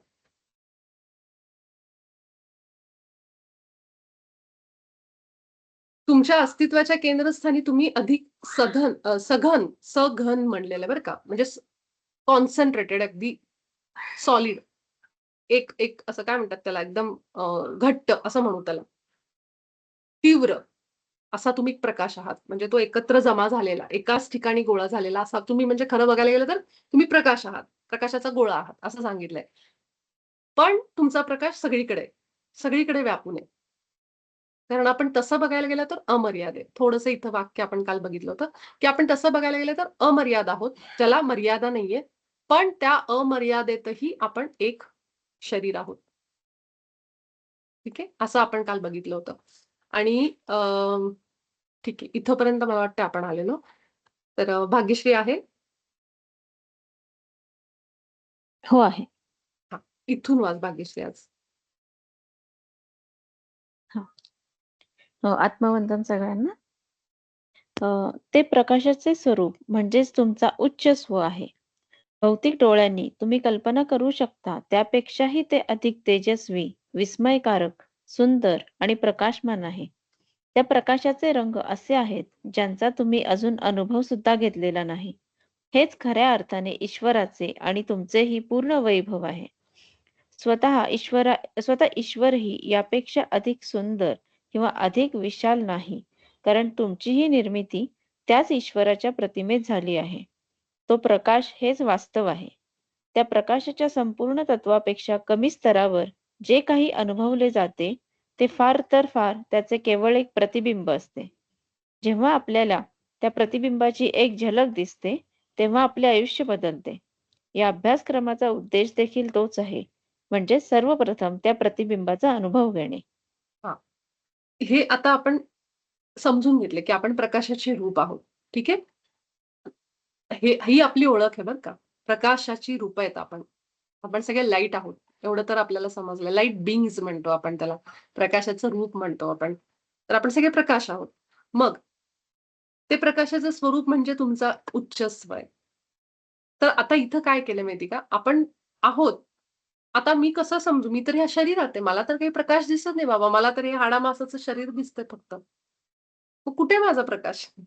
मला स्वतःला प्रकाशाची गरज आहे अंधारात काही बघण्यासाठी. प्रॅक्टिकली विचार केला गेला तर मी पण हेच विचार करत होते जेव्हा मी वाचत होते तेव्हा. म्हटलं असं कसं सांगितलं प्रकाश हो? तसं म्हणजे कुठल्या? म्हणजे ते समजलं की आत्मज्ञानाच्या स्तरावर आहे वगैरे. पण इथं आपल्याला एक स्पष्टता दिली, की हे खरं प्रकाशाचं स्वरूप म्हणजेच काय? आपला आत्मा, आपला उच्च स्व. तो म्हणजे प्रकाश रूपात आहे. आपल्याला हे शरीर रूप दिसतं, देह, स्थूल शरीर म्हणतो आपण याला. पण आपला आत्मा आहे, आपलं उच्च स्व प्रकाश रूप आहे. ते स्वरूप आहे प्रकाशाचं. भौतिक डोळ्यांनी तुम्ही कल्पना करू शकता त्यापेक्षाही ते खूप सुंदर, प्रकाशमान, खूप विस्मयकारक. त्या प्रकाश आता हे म्हणण्यामागे कारण काय बघा, भौतिक डोळ्यांनी म्हणजे लिमिटेड माझ्या या डोळ्यांनीच मला जे दिसतंय ना, हे या खोलीत फार अंधार आहे, मला काही दिसत नाही, लाईट लावा. दिसणारच नाही. त्यासाठी मांजराचे डोळे लागतील, ज्याला अंधारात पण चमकतं, सगळं दिसतं त्याला. असे डोळे लागतील. पण आपल्याला नाही दिले मानवाला ते डोळे. तर आपल्याला अंधारच दिसेल. त्यामुळे मी जर ह्या डोळ्यांनी बघायला गेले, ह्या मनाने विचार करायला गेले, या शरीराने आरशात बघितलं, मला काहीही खरं वाटणार नाही याच्यातलं वाक्य. ज्या पद्धतीने मी माझं आयुष्य जगत आले. दुःखात, निराशेत, रुसवे-फुगवे आयुष्यभर किटकिटी हे ते सगळं करत आलो आपण. त्या अनुभवांना बघता, त्यांची शिदोरी आपल्यासोबत आहे, त्यांचं सगळं आपल्यासोबत आहे. त्या अनुभवांना माझ्याजवळ विचार करता, मला हे सगळं पटणारच नाही, खोटंच वाटेल. काही सांगितलं आपल्याला कुठलं आलंय हे सगळं प्रकाशन हे ते. म्हणून इथं म्हणलंय, की भौतिक डोळ्यांनी तुम्ही कल्पनाच करू नका. तुम्ही विचारच करू नका ह्या शरीरात राहून लिमिटेड बुद्धीनी, मर्यादित बुद्धीने विचार करूच शकत नाही तुम्ही. पण हे सत्य आहे. हे उगाचच आपल्याला छान वाटावं म्हणून नाही लिहिलेलं ना. तर हे सत्य आहे. कारण आपल्या कुठल्याच डोळ्यांनी काय, कानांनी काय, आपल्या कुठल्याही पंचेंद्रिय, कर्मेंद्रिय आणि कशानेही आपण कल्पना नाही करू शकत, की कसं आपलं स्वरूप आहे मूळ. आपलं उच्च स्व कसं आहे? म्हणजेच आपला आत्मा कसा आहे? हे नाही आपण कल्पना करू शकत. इतकं सुंदर वर्णन केलंय. त्या प्रकाशाचे रंग असे आहेत, की ज्यांचा तुम्ही अजून अनुभव सुद्धा घेतलेला नाही. किती सुंदर वाक्य भरून येत होतं हे जेव्हा मी वाचत होते तेव्हा. की किती लपवलं म्हणजे लपलंय सगळं आपल्यापासून. वयाच्या ह्या स्टेजपर्यंत येईपर्यंत आपल्याला काहीही माहीत नाही आपण कोण आहोत. आपण सतत हात जोडत आलो, "हे देवा काहीतरी माझ्यासाठी कर." असं कसं झालं? हे किती आपण तक्रारीत आयुष्य जगत आलो. कुठे ईश्वराचं प्रतिमेचं जग आणि कुठे आपण? किती तफावत होती आपल्या आयुष्यात, किती सत्यापासून लांब होतो आपण. म्हणतो ना अनभिज्ञ होतो, आपल्याला काही माहीत नव्हतं, भ्रमात होतो आपण. कसे जगलो आपण? पण इथं सांगितलं गेलंय, की त्या प्रकाशाचे रंग असे आहेत. ते कलर्स, ते रंग अजून आपण पाहिलेच नाहीयेत. की खरे आपले रंग काय आहेत हे आपल्याला दिसलेलंच नाहीये. आपल्याला तर केवळ दुःखाचा रंग दिसलाय, रागाचा रंग दिसलाय. आपण किती अपयशी आहोत, किती अपशकुनी आहोत, कसं नशीब फुटकंय आपल्याला हेच रंग बघितलेत आपण. हे रंग आपल्याला माहीतच नाहीयेत. असे रंग की ज्याची आपण कल्पनाही करू शकत नाही. असे रंग आणि हेच खऱ्या अर्थाने ईश्वराचे आणि तुमचेही पूर्ण वैभव आहे लक्षात ठेवा. हे वाक्य फार महत्वाचं आहे. ज्याला आपण आपली संपत्ती, वैभव, मालकी, जमिनी, हे ते बंगले, गाडी हे सगळं आपण आपली ग्लोरी, आपलं वैभव म्हणून दाखवतो. पण खरं वैभव आपलं हे आहे. आपला प्रकाश आहे अंतरंगातला. ह्या शरीराचा नाही, रंग, रूप नाही. खरे आपण कसे आहेत? आपण कशापासून आलोय? काय तत्व आहे आपलं? कुठून आपली निर्मिती? कोण आपला सोर्स आहे? हे वैभव आहे आपलं. हे एका क्षणात जाईल सगळं, जे आहे आपल्यापाशी आत्ता ते. एक भूकंप झाला तर सगळं गाव नुसतं नाबूद होऊन जाईल. सगळी घरं पडून जातील. सगळे मातीखाली निघून जातील. त्याला अर्थ नाहीये. कारण ते कधीही जाऊ शकतं. एका क्षणात त्सुनामी आला, भूकंप आला, सगळं संपून जाईल. पण आपलं खरं वैभव काय आहे, की आपण त्या प्रकाशातून बाहेर आलोय. सनशाईन बिफोर द डॉन पुस्तकामध्ये मला किंवा मी म्हणजे माझं म्हणतो ना, की खरंच खूप बरं झालं, की त्या पुस्तकाचं माझ्यासमोर स्वाध्याय कारण मी ते पुस्तक वाचून अनेक वर्ष आणि माझ्या लक्षातही नव्हतं ते. पण त्यानिमित्ताने पुन्हा ते दिसलं. त्यामध्ये, की जेव्हा परमात्म्यापासून ते आतने खाली उतरतात, तेव्हा ते प्युअर लाईटमध्ये असतात. ते रेनबोमध्ये असतात, इंद्रधनुष्यामध्ये. आणि मग हळू त्यांचा रंग पांढरा होऊन एक पर्पल कलर म्हणजे जांभळ्या रंगाची एनर्जी दिसते आणि मग ते पांढऱ्या रंगामध्ये येतात आणि मग ते तयार होतात. कुठल्यातरी ग्रहावर त्यांचं जीवन जगायला असं त्याच्यामध्ये दिलेलं आहे. तर जेव्हा परमतत्वापासून सोर्समधून तेव्हा ते खाली येतात. 3 आत्मे आलेले असतात ते, असं त्यावेळेस दाखवलंय. तेव्हा ते इंद्रधनुष्याच्या रंगांमध्ये येतात. त्यांचा ऑरा तसा असतो. ते त्या कलरमध्ये असतं, असं सांगितलेलं आहे. हे आपलं वैभव आहे. म्हणून संतांना, आपल्या ऋषीमुनींना ह्यांना काही नव्हतं याचं. त्यांना हे पडलेलं असायचं, की तोंडातून नाव सुटायचं नाही, हृदयात असायचे ते. भक्ती मार्ग असेल किंवा कुठलाही मार्ग. त्यांना माहीत होतं हेच खरं वैभव आहे. आपली ग्लोरी ही आहे. आपल्याजवळ हेच टिकणार आहे, बाकी काही नाही टिकणार हे त्यांना माहीत होतं. स्वतः ईश्वर हे वाक्य बघा, स्वतः ईश्वर ही यापेक्षा अधिक सुंदर किंवा अधिक विशाल नाही, कारण आपली निर्मिती त्याच्या प्रतिमेतच झाली आहे. हे वाक्य खूप खोल आहे बघा. आपल्याला वाटेल ईश्वर म्हणजे कुणीतरी खूप भारी, कुणीतरी आपल्यापेक्षा वर बसलेला सिंहासनावर आणि आपण अगदी त्याच्या चरणाशी बसलेलो. पण किती ह्या वाक्यामध्ये मी म्हणेन की खोली आहे, की ईश्वर सुद्धा यापेक्षा सुंदर नाहीये किंवा अधिक सुंदर किंवा अधिक विशाल म्हणजे अधिक मोठा नाहीये. हे स्वतः बाबाजी सांगतायत. ज्या ईश्वराला मी कायम बाहेर एक मूर्तीमध्ये बघितलं, त्याच्या चरणाला हात पाय धरले, हे धरले. बाबा मी तेच आहे. तू तेच आहे. ज्याच्या चरणाला तू पाय धरतीये, ज्याचा अभिषेक करतीये, ज्याच्या पाया पडतीये, तू तेच आहेस. तत्वमसी असं म्हणतात ना आपल्यामध्ये, वेदांमध्ये. तू तेच तत्व आहेस. मग तू कुणाच्या पाया पडतीये, कुणाचे चरण धुतीयेस, कुणाचं पाणी पितीयेस चरणाचं तीर्थ म्हणून. हे आपल्याला इथं कळतं. स्वतः ईश्वरही यापेक्षा अधिक सुंदर किंवा अधिक विशाल नाही, मोठा नाही. कारण तुमची ही निर्मिती त्याच ईश्वराच्या प्रतिमेत झाली खूप खोलात घेऊन जातो हे वाक्य आपल्याला. ज्यांना असं वाटतं ना कायम, की नाही आम्हाला हे मान्यच नाही, की आम्ही ईश्वर आहेत. किती लोकं म्हणताना मी ऐकली आहेत. काय लोकं म्हणे आजकाल नुसतं स्वतःला ईश्वर, ईश्वर म्हणतात म्हणे. काय लोकांना अक्कलच नाही. असं मी ऐकलंय. असं मी म्हणताना ऐकलंय. त्यांना काय वाटतं म्हणे हे काय लगे देव होतात का? हे काय बाबाजी होतात का? हे काय स्वामी होतात का? हे स्वामींशी बोलतात का? असं लोकं बोलतात. कारण त्यांना विश्वास नाहीये. पण हे स्वतःच सांगतायत. शंकर बाबा, स्वामी समर्थ हे स्वतः सांगतात, की "तू ओळख तू कोण आहेस?" तरीही लोकांना हे पटत नाही, की आमच्यात आम्ही कोणीतरी आहोत. आम्ही ईश्वर आहोत. ते नाही पटत. का? अंधार. तो प्रकाशच दिसत नाही स्वतःचा. मग जेव्हा ती वेळ येते, मग त्याच्यासाठी माहीत नाही किती काय त्यांना जावं लागतं. ती वेळ आल्यावर मग सगळं पटतं. ती स्टेज आल्यानंतर. म्हणून इथं हे जे वाक्य आहे ना, आपल्या पण ह्या कोर्सपर्यंत येईपर्यंतच मुळात ती आपली वेळ यावी लागते. तर ईश्वर सुद्धा यापेक्षा अधिक सुंदर नाहीये. नसणारच सुंदर कारण आपणच आहोत. तो असा प्रत्येकामध्ये आहे. प्रत्येकजण ईश्वराच्या स्वरूपात आहे. त्यामुळे तो जितका सुंदर आहे, जितका विशाल आहे, जितका श्रेष्ठ आहे, तितके आपण आहोत. हे सांगायचंय बाबाजींना. पुढे ते वाक्य सुद्धा आहे. तो प्रकाश हेच वास्तव आहे. त्या प्रकाशाच्या संपूर्ण आता हे बघा, हे हायलाइट केलेलं वाक्य आहे. त्या प्रकाशाच्या संपूर्ण तत्वापेक्षा कमी स्तरावर जे काही अनुभवले जाते, ते फार तर फार त्याचे केवळ एक प्रतिबिंब असते. म्हणजे उदाहरणार्थ पाणी, स्वच्छ पाणी, अगदी क्रिस्टल क्लिअर, तळ पण दिसतोय आपल्याला, इतकं स्वच्छ पाणी. तेच पाणी मडक्यामध्ये चिखलानी भरलेलं, कळकट्ट घाण झालेलं पाणी. दुसरीकडं थोडंसं साफ-सुथरं असं. असे पाण्याचे प्रकार आहेत वेगवेगळे. हे उदाहरण तुम्हाला पण आठवत असेल. डॉक्टर सुषमाबाई वाटवे यांच्या प्रवचनांमध्ये पण आपण ऐकलेलं आहे. मी पाठवायची ती आपल्या ग्रुपवर. अशातच नाही पाठवली ती प्रवचनं. त्यांनी पण हे उदाहरण दिलेलं आहे. हे आपल्या पण कुठल्यातरी ग्रंथामध्ये आहे. मला खरंच माहीत नाही त्याचा संदर्भ, पण त्यांनी दिलेला आहे. त्यामध्ये त्यांनी सांगितले, की पाणी हे पाणी तत्व जसं आहे ना, ते कुठल्या-कुठल्या वेगळ्या-वेगळ्या ठिकाणी आपण बघतो. रस्त्यावर पडलेलं, घाण झालेलं, असं झालेलं.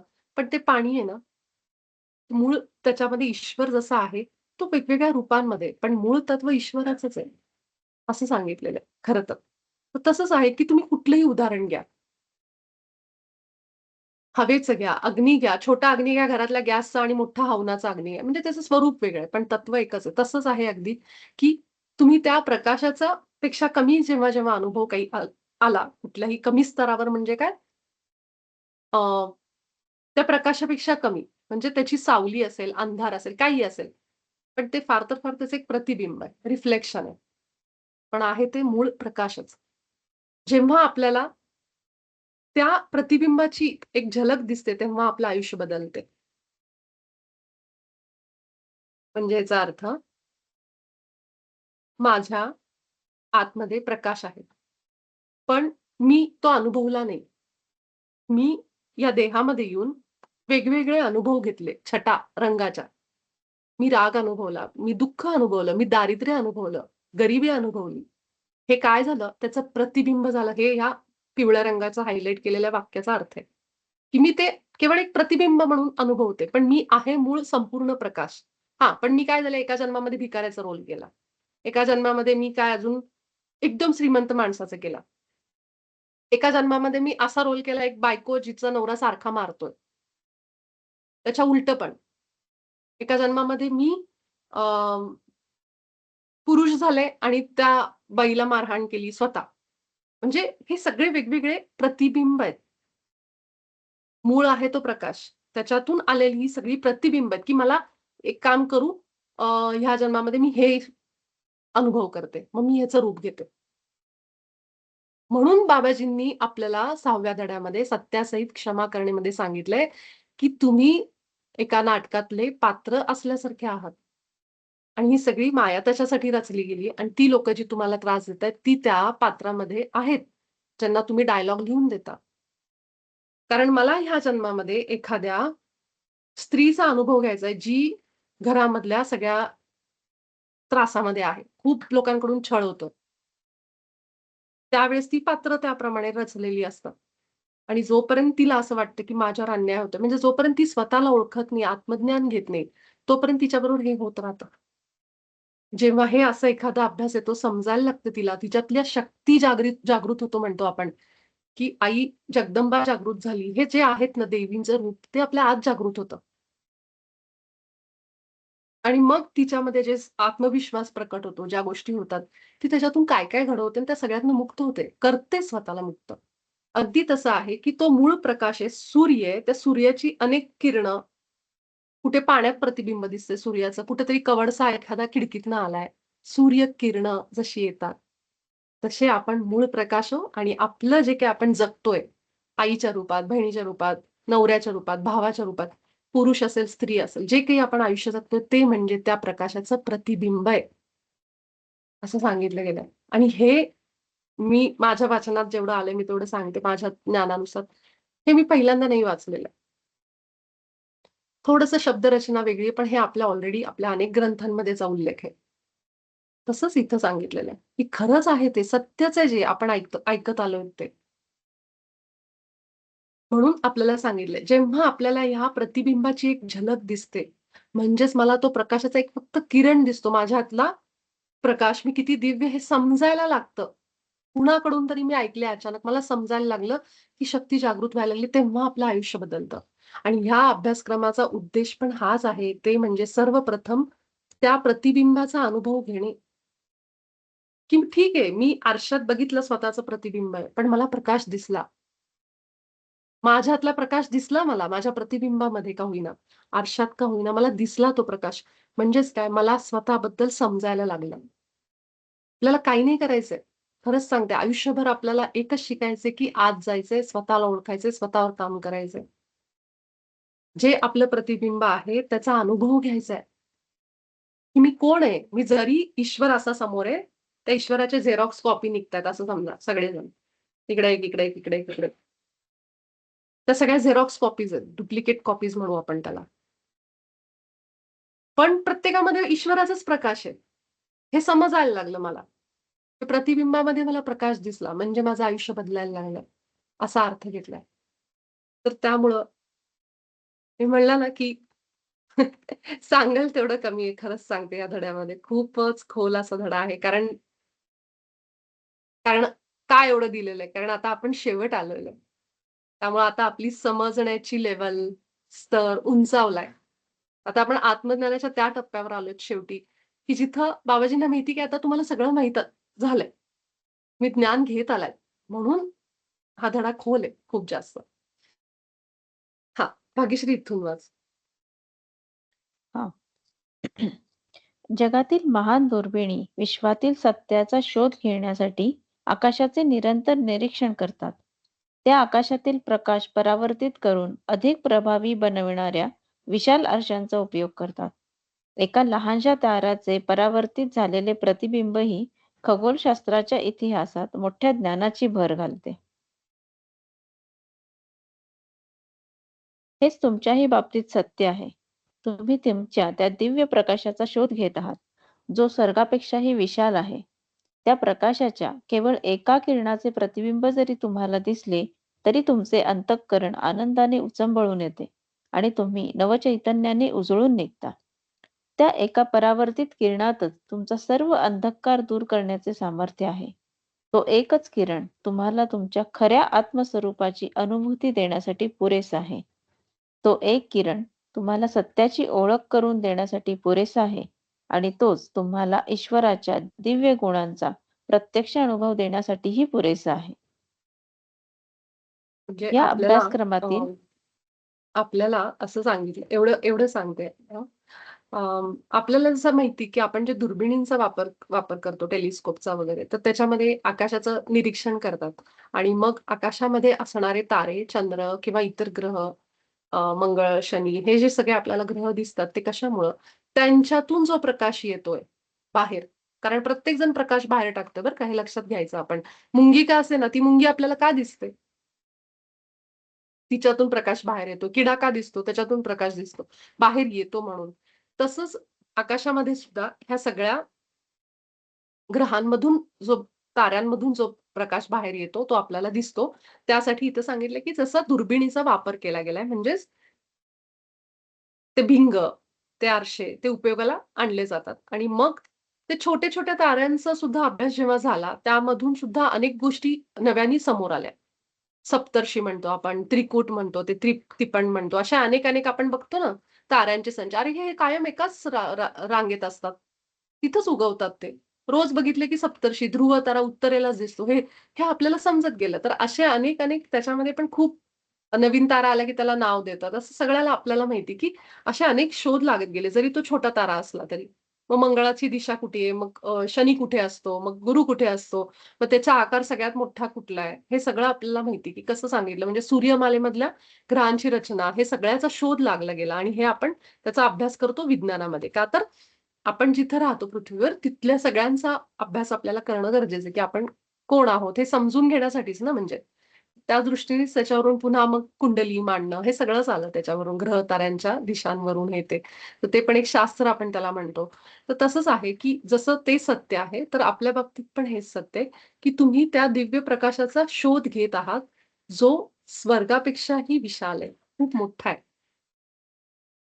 हे सगळं करायचा खटाटोप करायचा उद्देशच हा आहे, की आपण स्वतःला ओळखावं.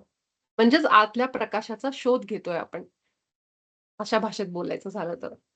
तर शोध घेतोय म्हणजे थोडं जड-जड भाषा आहे. शोध घेतोय म्हणजे आत्मज्ञान म्हणजे आत्म्याला ओळखतोय. मी कोण हे ओळखतोय. माझ्यात खरेच ते शक्ती आहेत का? का उगाच इथे लिहिलेलं आहे काही पण? अनेक ग्रंथांमध्ये दिलेलं खरंच आहे का? अहम ब्रह्मास्मी आहे का? हेच आपण बघतोय, अनुभवातून शिकतोय. आणि त्यासाठी आपण वेगवेगळे दिवसभर जे म्हणतो, की मी ईश्वराच्या प्रतिमेत आहे, ह्याचे अनुभव आपल्याला येतात. जेव्हा मी अशा प्रेमप्रकाश पाठवते, तेव्हा माझी कामं होतात. मग मला जाणवायला लागतो, विश्वास यायला लागतो, हो, आहे माझ्यामध्ये काहीतरी शक्ती. हे हळू डेव्हलप होतं आपल्यामध्ये. म्हणजेच आपण शोध घेत राहतो त्याचा रोजच्या एक-एक दिवसानी. आणि मग आपल्याला समजतं तो स्वर्गापेक्षाही विशाल आहे म्हटलंय. म्हणजे तुम्ही स्वर्गाची कल्पना जितकं करता, त्याच्यापेक्षाही कितीतरी मोठा आहे. म्हणजेच अमर्याद आहे म्हणलेलं आहे थोडक्यात. आणि त्या एका एका किरणाचं प्रतिबिंब जरी तुम्हाला दिसलं, तरी तुमचं अंतःकरण आनंदाने उचंबळून येतं. आता हे इथं लिहिलंय. आपण ठीक आहे त्याला सत्य मानू. पण हे अनुभवल्याशिवाय नाही कळणार. फक्त आता आपण एक वाचू, की हां ठीक आहे जेव्हा मला हे एका किरणाचं प्रतिबिंब दिसलं, ह्याचा अर्थ माझ्या आतमधली एक गोष्ट जरी मला समजली, मला ते समजलं, की माझ्यात ते आहे आणि एक गोष्ट जरी घडली माझ्या आयुष्यात चांगली. बघा ना आता, एखादा अनुभव जरी आला, लगेच आपण किती खुश होतो. आपण लगेच सांगतो ग्रुपवर येऊन, "मला असं-असं झालं, मला हे झालं." म्हणजे काय? अंतःकरणामध्ये हृदयामध्ये विश्वास निर्माण होतो, की येस, बाबाजींनी जे लिहिलं आहे किंवा इतर मास्टर्स किंवा आपले जे ग्रंथांमध्ये लिहिलंय ते कुठेतरी मला आता सत्य वाटायला लागलंय, हळू-हळू. आणि मला जाणवायला लागलं, की हो, माझ्यामध्ये ते आहे काहीतरी सामर्थ्य. मी थोडं अजून काम केलं तर होईल. किती वेळा आपण पोथी वगैरे वाचायचो, नामस्मरण करायचो, त्यानंतर आलेले अनुभव. नवस बोलल्यावर सुद्धा आमचा नवस खरा ठरला म्हणून लोकं सांगतात. "अरे, मला इतकं आहे, मला हे अनुभव आले, मला ते अनुभव आले." म्हणजे एवढ्या-तेवढ्या छोट्या-छोट्या हे प्रतिबिंब आहे बरं का. हे काय लिहिलंय, की प्रकाशाच्या केवळ एका किरणाचं प्रतिबिंब आहे.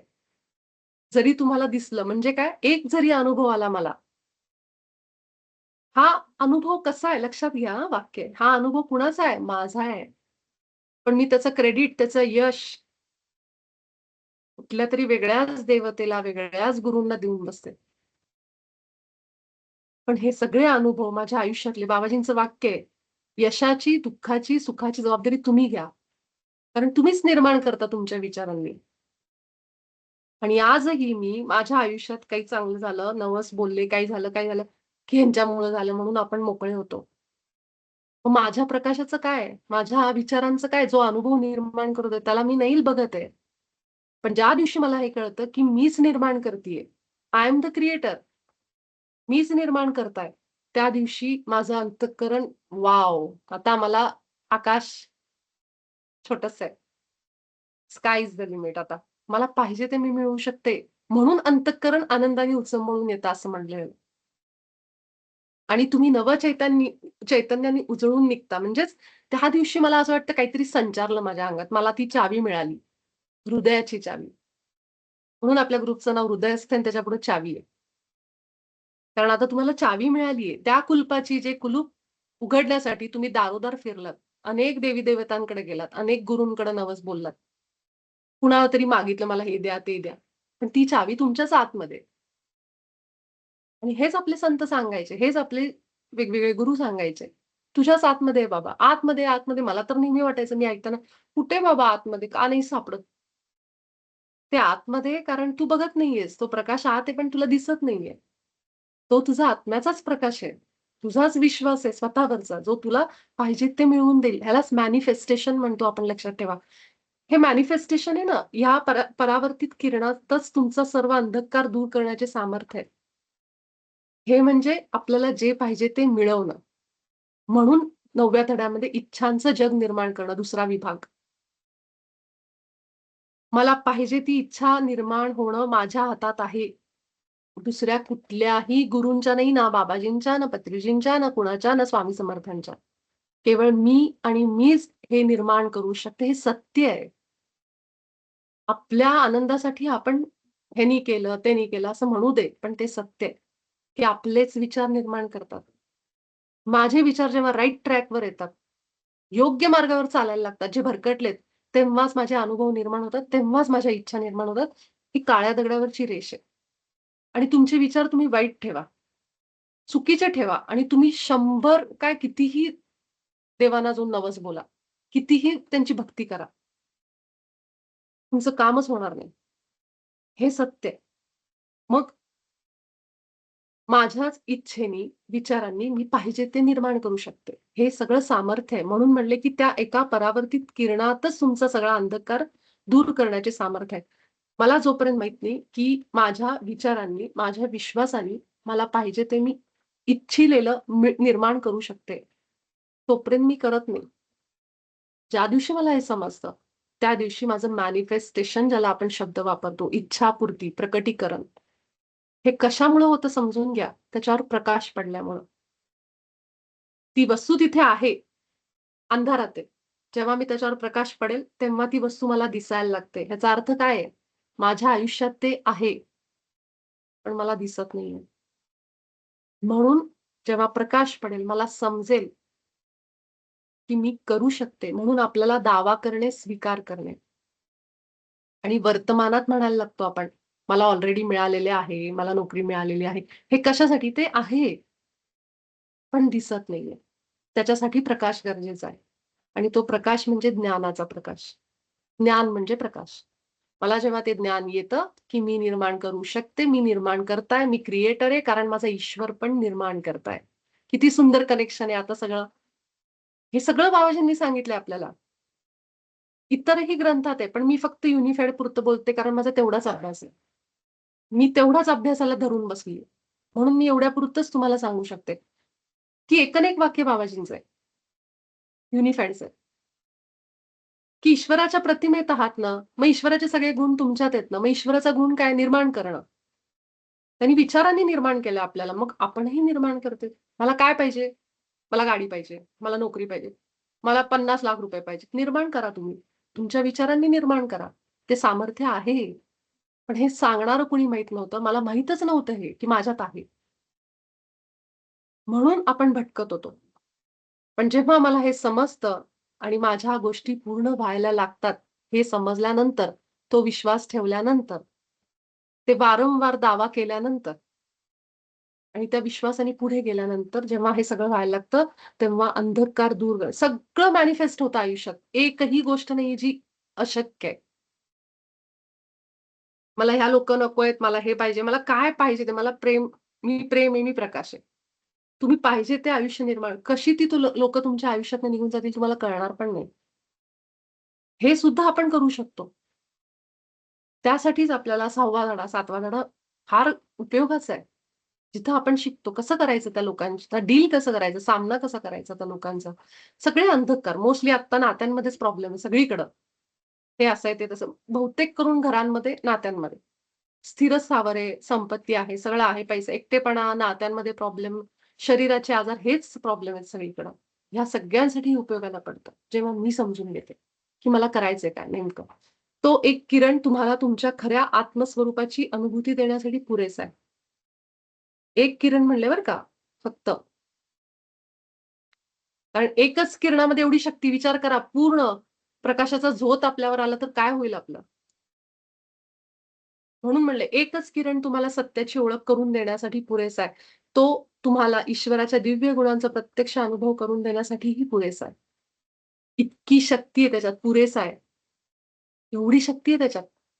आणि तो एक किरण म्हणजे काय, की हे सत्य, की जसं इथं सांगितलंय ना, की दुर्बिणीचं सत्य, की निरीक्षण करतं ते आणि त्यांचा प्रकाश त्या दुर्बिणींच्या प्रभावी अशा त्या भिंगांद्वारे समजतो, की अरे, इथं तारा आहे, इथं हा ग्रह आहे. हे जसं आहे, तसं आपण सुद्धा आपल्या बाबतीतही आपल्या आतला जेव्हा प्रकाशाचा शोध घेतो, समजून घेतो, की आपण आहोत कोण? ईश्वर, ईश्वर, ईश्वर ज्याला आयुष्यभर बाहेर शोधत आले, तो मी आहे. अरे बापरे! मी परिपूर्ण आहे, मी सर्वज्ञ आहे. ही पहिली वाक्य बाबाजींची पहिल्या धड्यातली. तुम्ही आणि परिपूर्ण असं लिहिलेलं आहे बाबाजींनी. तुम्ही आणि सर्वज्ञ तुम्हाला खरं वाटतंय का? म्हणून त्यांनी लिहिलेलं आहे, की तुम्ही स्वर्गातलं ते फुल आहात, जे तुम्हाला माहीत नाहीये. तसंच इथे लिहिलंय, की तुमचा दिव्य जो प्रकाश आहे, तो स्वर्गापेक्षाही मोठा आहे. तुम्हाला माहीत नाहीये फक्त. म्हणजे ज्ञान नाहीये, म्हणजे अंधार आहे. आता तो प्रकाश आपल्या आयुष्यात आला, बाबाजींच्या रूपाने, युनिफाईडच्या रूपाने. म्हणून आपल्याला सांगितलंय तसं, की एक किरण सुद्धा बास आहे. तुम्हाला तो अनुभव घेण्यासाठी, की तुम्ही कोण आहात. येस, भाग्यश्री इथून वाच. या अभ्यासक्रमातील सर्व धड्यांचा दैनंदिन नियमित आणि शिस्तबद्ध अभ्यास करून तुम्ही तुमच्या आत्मस्वरूपाच्या प्रकाशाचे दर्शन घेऊ लागला आहात. जरी हा प्रकाश केवळ एक प्रतिबिंब असले तरी तो तुमच्या खऱ्या स्वरूपाची, तुमच्या मूलभूत दिव्य प्रकृतीची एक पवित्र झलक आहे. हा अभ्यासक्रम म्हणजे तुमच्या अनंत विस्तारत जाणाऱ्या चैतन्याला तुमच्या स्वर्गीय स्वरूपाचे दर्शन घडवणारी एक दिव्य दुर्बीण आहे. तुमचा प्रकाश हा हलका आणि भारहीन आहे. त्याच्यावर कोणतेही बंधन नाही. तो सहजपणे तरंगतो आणि सर्व गोष्टींमध्ये ओतप्रोत भरलेला असतो. तुम्ही आणि समस्त सृष्टी यांच्यातील अखंड ऐक्याची हमी हा प्रकाश देतो. तुमच्या प्रकाशाच्या केवळ एका किरणाची जाणीवही तुमच्या संपूर्ण अस्तित्वाचे रहस्य उलगडण्यासाठी पुरेशी आहे. जसा एका परिपूर्ण असलेल्या लेझर प्रकाशाचा केवळ एकच किरण त्याचे संपूर्ण स्वरूप व्यक्त करतो आणि होलोग्रामचा एक छोटासा तुकडाही त्याचे संपूर्ण चित्र प्रकट करतो, अगदी याचप्रमाणे हा निसर्ग नियम तुमच्याही बाबतीत खरा आहे. तुमच्या प्रकाशाच्या केवळ एका किरणाला ओळखा, म्हणजे तुम्ही तुमच्या संपूर्ण स्वला जाणून घ्याल. त्या एका किरणामध्येच ईश्वराचे संपूर्ण सत्य, त्याचे सर्व ज्ञान, ईश्वराची संपूर्ण परिपूर्णता, त्याचे संपूर्ण प्रेम आणि ईश्वराचे सर्व गुण सामावलेले असतात. ठीक आहे. मी एवढे 2च पॅराग्राफ घेऊ आणि मग आपण थांबू. मग बाकीचा पार्ट जो आहे तो आपण उद्या घेऊ. मला वाटतं आता फक्त एकच ह्याच्या खाली पेज राहिलेलं आहे. ते आपण उद्या घेऊ शकतो. आता फक्त मी ह्या 2 पॅराग्राफ बद्दल सांगते, की जसं आपण ह्या इथं असं सांगितलं, की ह्या अभ्यासक्रमाचा जेव्हा तुम्ही रोज अभ्यास करता, कारण मुळातच हा व्यावहारिक अभ्यासक्रम आहे. रोजच्या आयुष्यात वापरण्यासाठी उपयोगी. कारण आपण अनेक ठिकाणून अनेक गोष्टी ऐकलेल्या आहेत. यातल्या कितीतरी गोष्टी आपल्याला माहिती आहेत. पण मग करायचं काय? कसं करायचं? मला शोधायचंय काय? आपण ऐकतो, "अरे शोधा, आतमध्ये शोधा." कसं शोधायचं? मला नाही माहिती. मला हे खूप प्रश्न पडायचे. जेव्हा मी असे मोठ्या-मोठ्या लोकांचं ऐकायचे ना, "अरे तुम्ही आत्मज्ञान हे ते शोधा, प्रकाश बघा, हे बघा." पण ते कुठं कसं शोधावं काही समजेना मला. की जेवढं काही वाचन झालं काय माहिती असं ध्यान करत बसलो आपण किती वेळ जरी ध्यान केलं. पण ध्यानाने नुसतं ध्यान करून काय होणार आहे? माझ्या आयुष्यात प्रश्न आहे तो आहे असंही वाटायचं. मग काय करू? मग ज्ञान घ्या. मग स्वाध्याय करा. मग सज्जन सांगते. हे जे आपण करायचं हे सुरुवात केलं. त्यानंतरच तो प्रकाश यायला लागला म्हणू शकतो आपण. ते ज्ञान यायला लागलं. ह्या वेगवेगळ्या मास्टर्सच्या माध्यमातून आणि जेव्हा युनिफाईड आलं तेव्हा तर आयुष्यच बदललं. कारण हा असा प्रकाश आहे, ह्या पुस्तकामधून असा प्रकाश बाहेर येतो, की आपलं आयुष्य बदलून टाकतो. आपल्या आयुष्याकडे बघायचा दृष्टिकोन बदलतो. ज्या लोकांना मी माझे शत्रू समजून त्यांच्यामुळे मी नाराज होऊन बसायचे, म्हणजे जसं ते सीमाताईंचं वाक्य आहे ना, की स्वतःचा छळ करून घ्यायचो आपण. मानसिकरित्या तेच-तेच विचार करून ती व्यक्ती समोर नसतानाही. तसंच अगदी व्हायचं. कसं थांबवू या विचारांना? काय करू या विचारांना? आता विचार कुठला वाईट आला की लगेच मी ईश्वराच्या प्रतिमेत आहे. मी प्रेम आहे, मी प्रकाश आहे. संपला. कुठे गेला निगेटिव्ह विचार मला माहीत पण नाही. निगेटिव्ह विचार येत पण नाही. आला तर हे असं आहे. अशी जादू आहे. ही सत्य आपण वारंवार बोलतो. आणि इतकं बदलतो बियांना. आपल्या समृद्धीताईंचा अनुभव आपण लवकरच ऐकणार. इतका जबरदस्त अनुभव आहे त्यांचा. आज त्यांनी मला फोन करून सांगितलं. त्यांचे अनेक अनुभव आहेत त्यांच्या ध्यानाचे. पण आज जे त्यांनी मला सांगितलं, की त्या काहीतरी बघत होत्या. ते सांगतीलच तुम्हाला, पण त्यातलं मी थोडंसं पाठ सांगते. त्या ज्या ध्यानामध्ये ज्या अवस्थेला गेल्या होत्या जिथं, तिथं जे काही त्यांच्यासोबत झालं, त्या अवस्थेमध्ये समृद्धी ते रिपीट करत होत्या आतमध्ये, की मी ईश्वराच्या प्रतिमेत आहे, मी प्रेम आहे, मी प्रकाश आहे. ध्यानाच्या त्या अवस्थेला. म्हणजे बघताय आपण किती बिया खोलवर गेल्यात युनिफाईडच्या. हे असतं परिवर्तन. हे असतं प्रकाशामध्ये जाणं, प्रकाशाच्या त्या किरणाला ओळखणं. त्यांनी इथपर्यंत, की स्वप्नात सुद्धा स्वप्न अशी पडली, कुठली असं भुताचं, ह्याचं, त्याचं आपल्याला भीतीची स्वप्न पडतात ना, त्यावेळेस पण असं म्हणणं, की मी ईश्वराच्या प्रतिमेत आहे. त्याचा अर्थ असा आहे, की आपल्यामध्ये परिवर्तन खूप मोठ्या प्रमाणात करून आणलंय बाबाजींनी. ते झालं त्यांच्या बाबतीत आज समृद्धी त्यांच्या. मला एवढा आनंद झाला. त्यांनी बाकीचा तर अनुभव सांगितलाच. बाबाजींचा असेल किंवा जे काही घडलं त्यांच्या बाबतीत सांगणार आहेत आपल्यासमोर.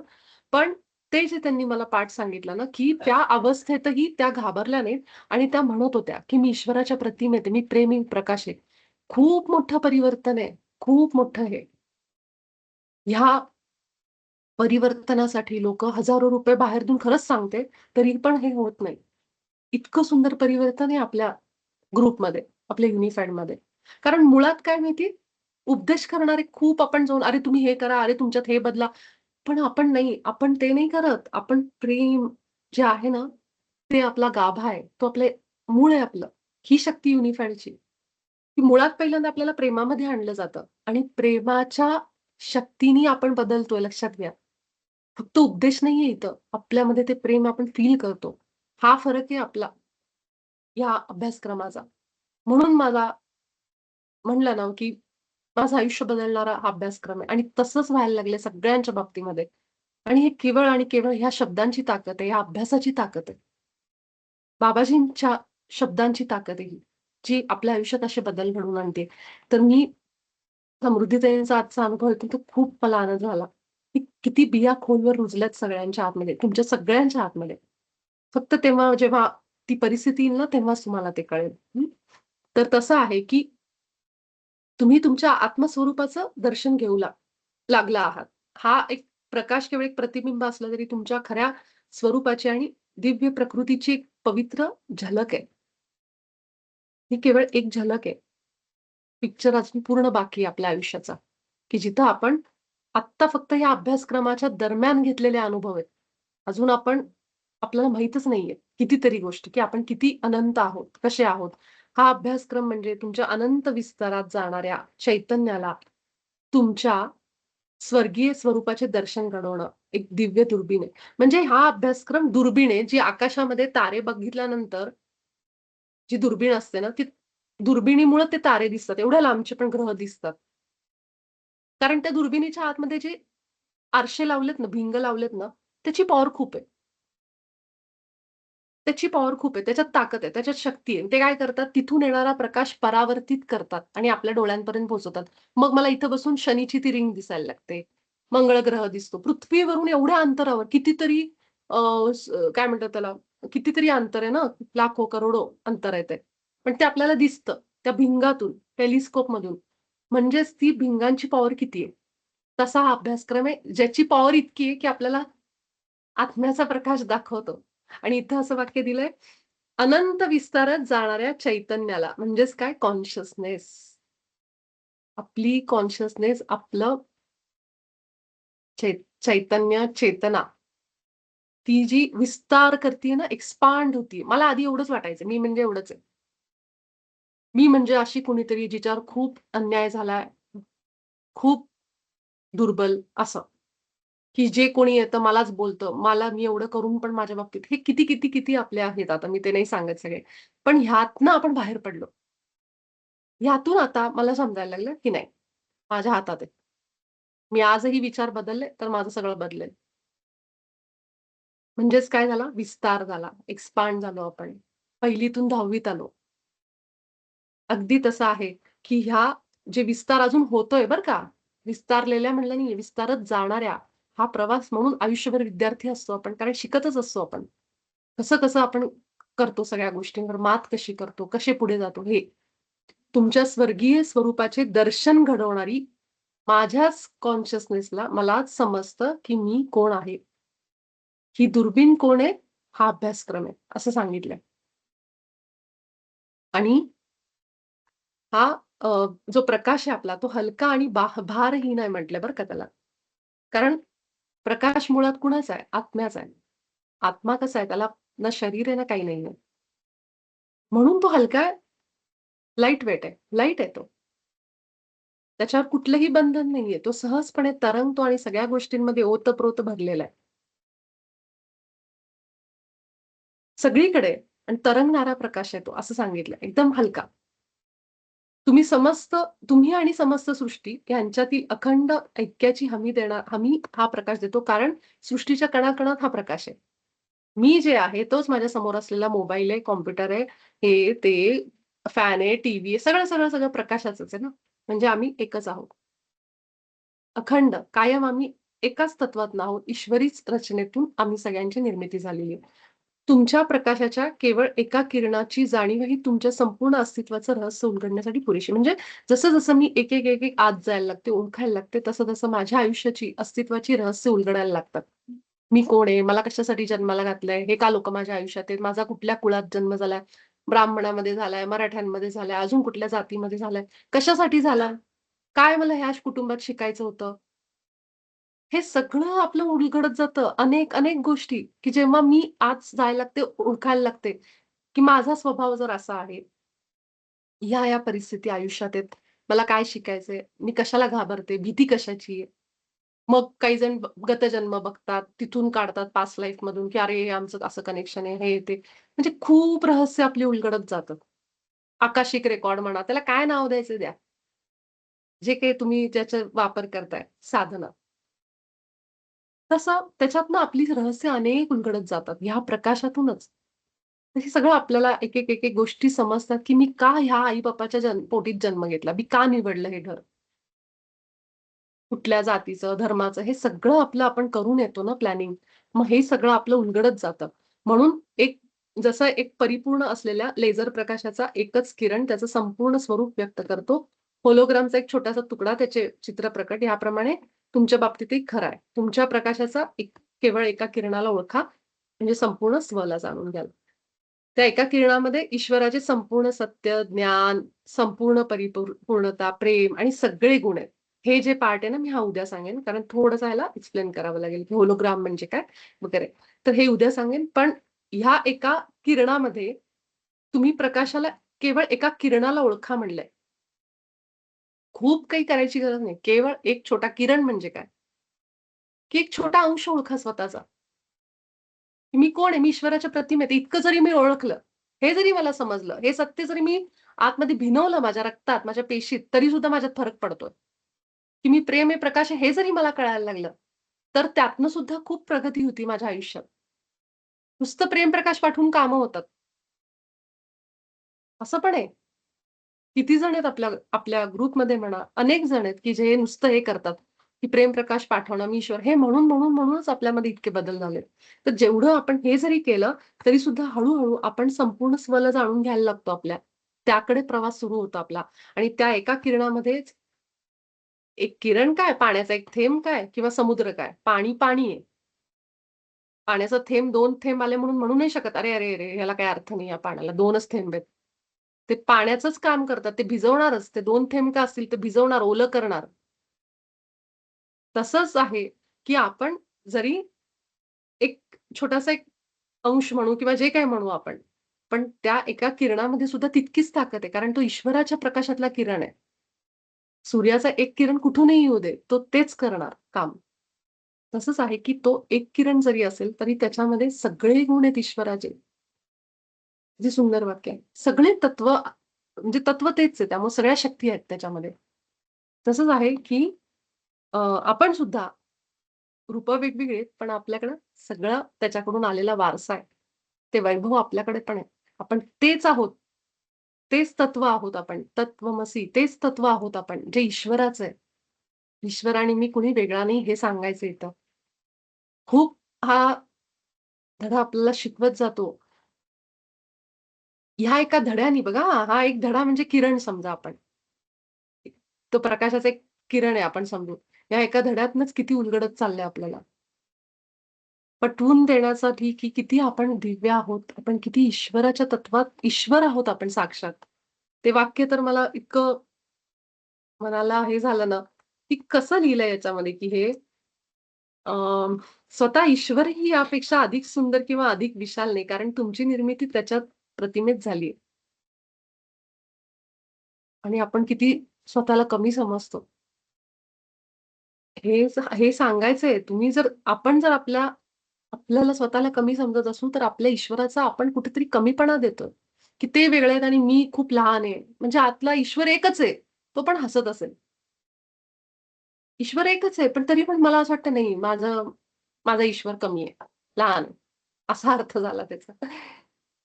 की माझा ईश्वर ना ढ आहे त्याच्यापेक्षा, त्या ईश्वरापेक्षा असा अर्थ झाला. म्हणजे आपण किती भ्रमात आहोत. किती लहान मुलांसारखं आहे आपलं, की आपण किती कमी समजतो स्वतःला. असं सांगितलं गेलंय, की तुम्ही असं करू नका, की जे जे ईश्वराचं तत्व आहे तेच तुमच्यात आहे. असं वेगवेगळ्या पद्धतीने आपल्याला प्रकाशाच्या रूपाने ह्याच्यानी अशी उदाहरणं ह्याच्यामध्ये दिलेली आहेत. तर हा धडा ऑलरेडी जो आहे ना, तो मी आपलं डॉक्युमेंट आहे ह्याचं युनिफाईडचं त्याच्यामध्ये टाकलेलं आहे. तर तो मी शेअर करेन आणि हे जे वाक्य आहे ना होलोग्रामचा एक छोटासा तुकडा आहे. हे मी तुम्हाला उद्या सांगेन व्यवस्थित अजून.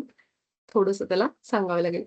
याच्यानंतरचं जे आहे, तर आता इथं आपल्याला इथून पुढच्या पॅराग्राफमध्ये आपल्याला मास्टर्सबद्दल सांगितलं गेलंय, की कसे. तर मला वाटतं थोडंच राहिलेलं आहे आता ह्याच्यापुढे. पण मुद्दामूनच मी 3 दिवस ह्याचे घेईन कारण असं पटपट बरोबर मला नाही सांगता येणार हे. म्हणजे सांगता येणार होतं हे मला माहीत होतं. म्हणून मी उद्याचा पण 1 दिवस ह्याच्यामध्ये आपण घेणार आहेत आणि त्यामध्ये हा थोडासाच पार्ट राहिलेला आहे आपला. जो मेन सांगायचं होतं, की आपण कसे प्रकाश आहोत, कसे आपण ईश्वराचे आहोत, हे पार्ट झालेला आहे. आता हा जो पार्ट आहे, तो फक्त आपल्याला मास्टर्सबद्दल माहिती दिली गेली आणि आपण कसे मास्टर्ससोबत जोडणार आहोत. हे ऐकताना तुम्हाला असं वाटेल कदाचित, की आपली तेवढी योग्यता आहे का? आपण ज्या मोठ्या-मोठ्या गोष्टी बोलतोय, की मी महाअवतार बाबाजींशी जोडली जाईन. मी या गुरूंशी बोलली जाईन, मी ह्या महाराजांशी, ह्या स्वामींशी, जे काही आपण मास्टर म्हणू, तेवढी आपली योग्यता आहे का असं वाटेल. म्हणून आपल्याला एवढं सांगितलं गेलंय. कारण आपल्या मनात येणार, मी तेवढी आहे का माझी योग्यता, की मी ह्या महाअवतार बाबाजींशी जोडली जाईन. हे समजण्याकरता पहिल्यांदा आपल्याला हे सगळं सांगणं गरजेचं होतं, की तुम्ही आहेत कोण मुळात. मग आपल्याला ते खरं वाटेल थोडं-थोडं, असं पण होऊ शकतं ना. कारण अजून आपण आतल्या प्रकाशाला ओळखतच नाही आहोत. तर जेव्हा आपल्याला तो एक छोटासा किरण जरी दिसला, त्यावेळेस आपल्याला समजायला लागेल, असं त्याच्यात सांगितलंय. तर त्यासाठी हे सगळं पहिलं सांगणं फार गरजेचं होतं आणि ते काम बाबाजींनी केलं, की तुम्ही मुळात आहात कोण हे पहिल्यांदा आपल्याला सांगायला त्यांनी सांगितलंय. आणि मग आता इथून पुढं ज्या पॅराग्राफमध्ये आपल्याला कळेल, की मग हे मास्टर कोण आहेत? त्यांचा उल्लेख दिलाय मास्टरकडून शिकणे. मग मास्टर कोण आहेत? आणि त्यांच्याशी कसं जोडलं जायचं आपण? आणि आपण जोडू शकतो का? आपली तेवढी योग्यता आहे का? जसं मी म्हटलं ना सुरुवातीला, की अनेक लोक म्हणतात ना, किती जणांना मी असं अगदी समोर म्हणताना ऐकलंय.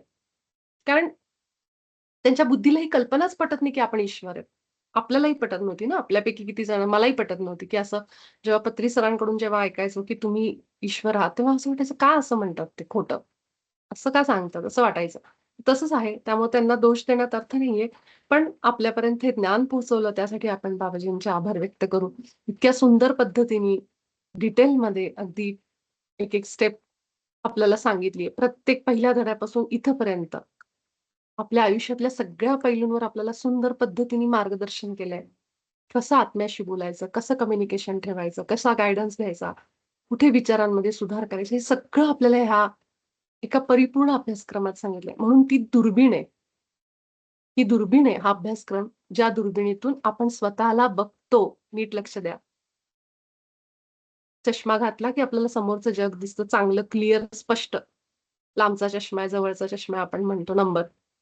पण हा असा चष्मा आहे, अशी दुर्बीण आहे, जिथं बाहेर नाहीयेत डोळे, आत आहेत.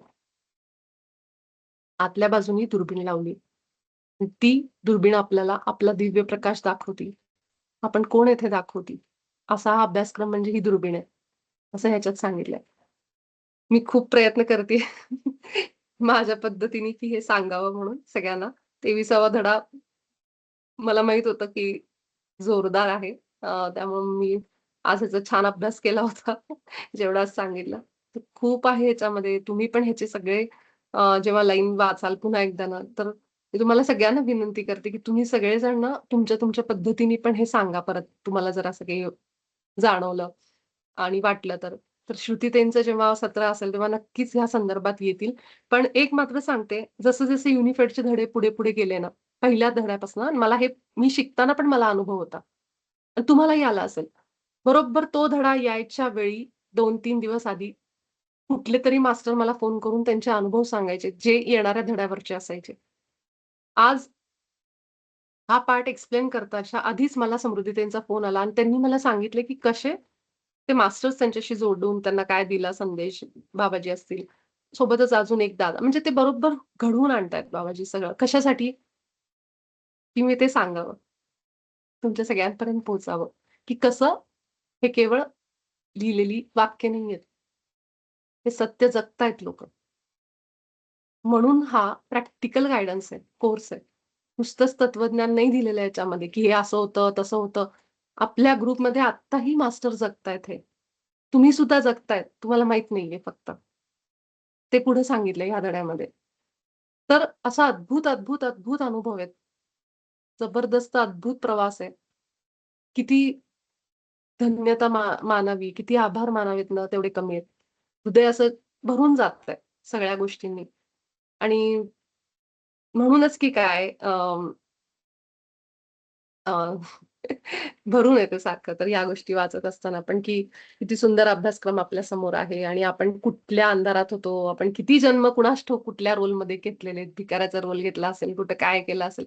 कितीतरी जन्म आपण ह्या सगळ्यामध्ये अडकलो, राहिलो. ठीक आहे, आपलाच तो निर्णय होता, मान्य आहे. पण त्रास तर झालाच ना. जसं आत्ता आपल्याला होतो भावनांचा. आपल्याला सगळं समजतं, अरे हो, आम्ही आत्मा आहोत, हे आहोत. पण जे रोज उठून जगताना आपल्याला होतोच ना थोडा का होईना त्रास. तर ती साक्षीभाव आणण्यासाठी पण एक शक्ती लागते आतमध्ये. सोप्पं वाटत नाही आपल्याला त्या बऱ्याचदा असं होतं. रिॲक्ट करतो आपण, जे काही असेल ते अनुभव घेतो. तर हे असे कितीतरी जन्म आपण त्या सायकलमध्ये काढलेले आहेत.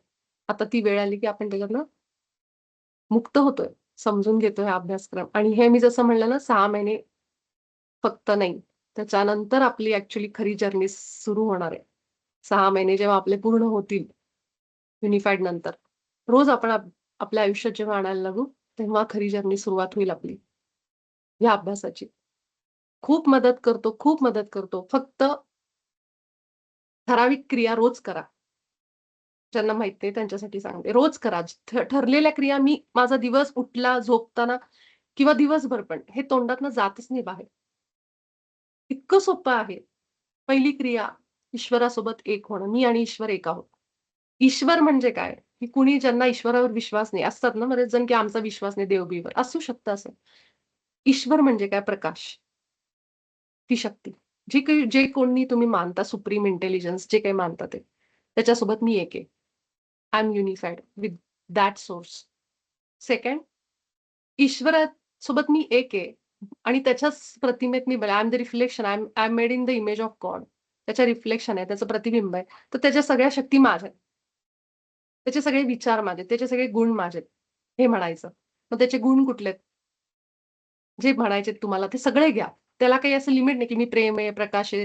हे तर म्हणतो समृद्धी आहे, मी ऐश्वर्य आहे, मी अजून काय अ, परिपूर्ण आहे. हे जे कुठले तुम्हाला गुण आठवतात ते घ्या. क्वालिटीज सगळं तुम्ही म्हणू शकता. त्याच्यात काही लिमिट नाही. हे तर आपण ठराविक दिलेले आहेत. तुम्ही अनंत गुण म्हणू शकता ईश्वराचे.